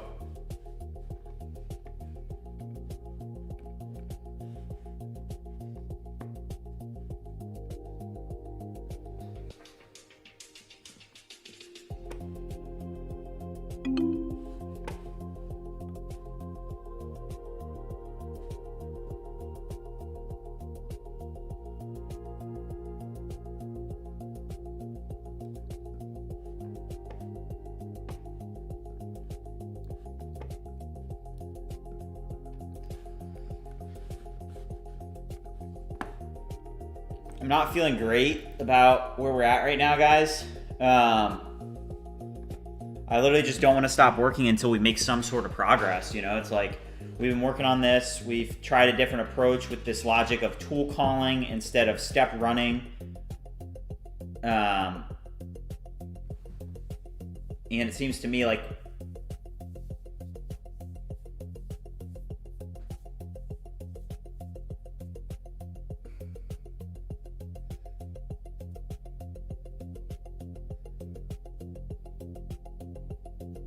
wait, not Salmon Fish. What do you mean? I don't understand. If you guys are watching and haven't already liked and subscribed, make sure you do so.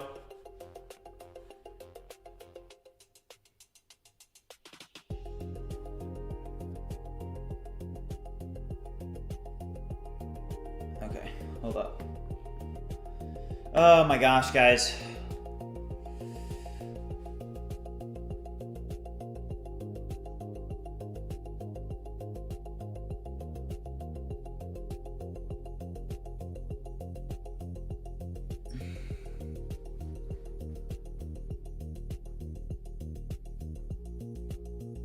All right. I think we may need to take another step back or something. Man. What are we doing wrong?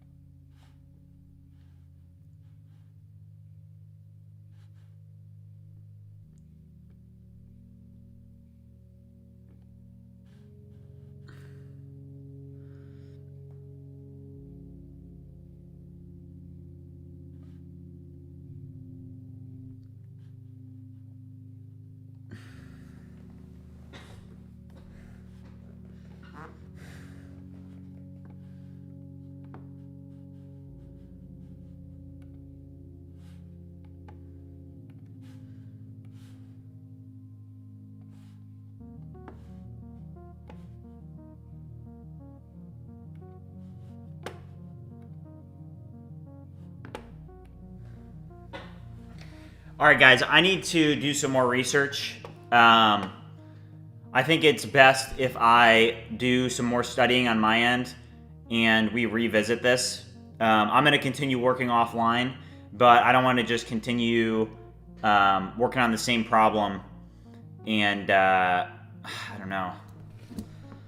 I think I'm gonna stop the stream for today. Thank you guys for watching. Thank you for the support. We're gonna get this figured out, but it seems like we just we need a better game plan for how we're gonna get this working. But thanks for tuning in, guys.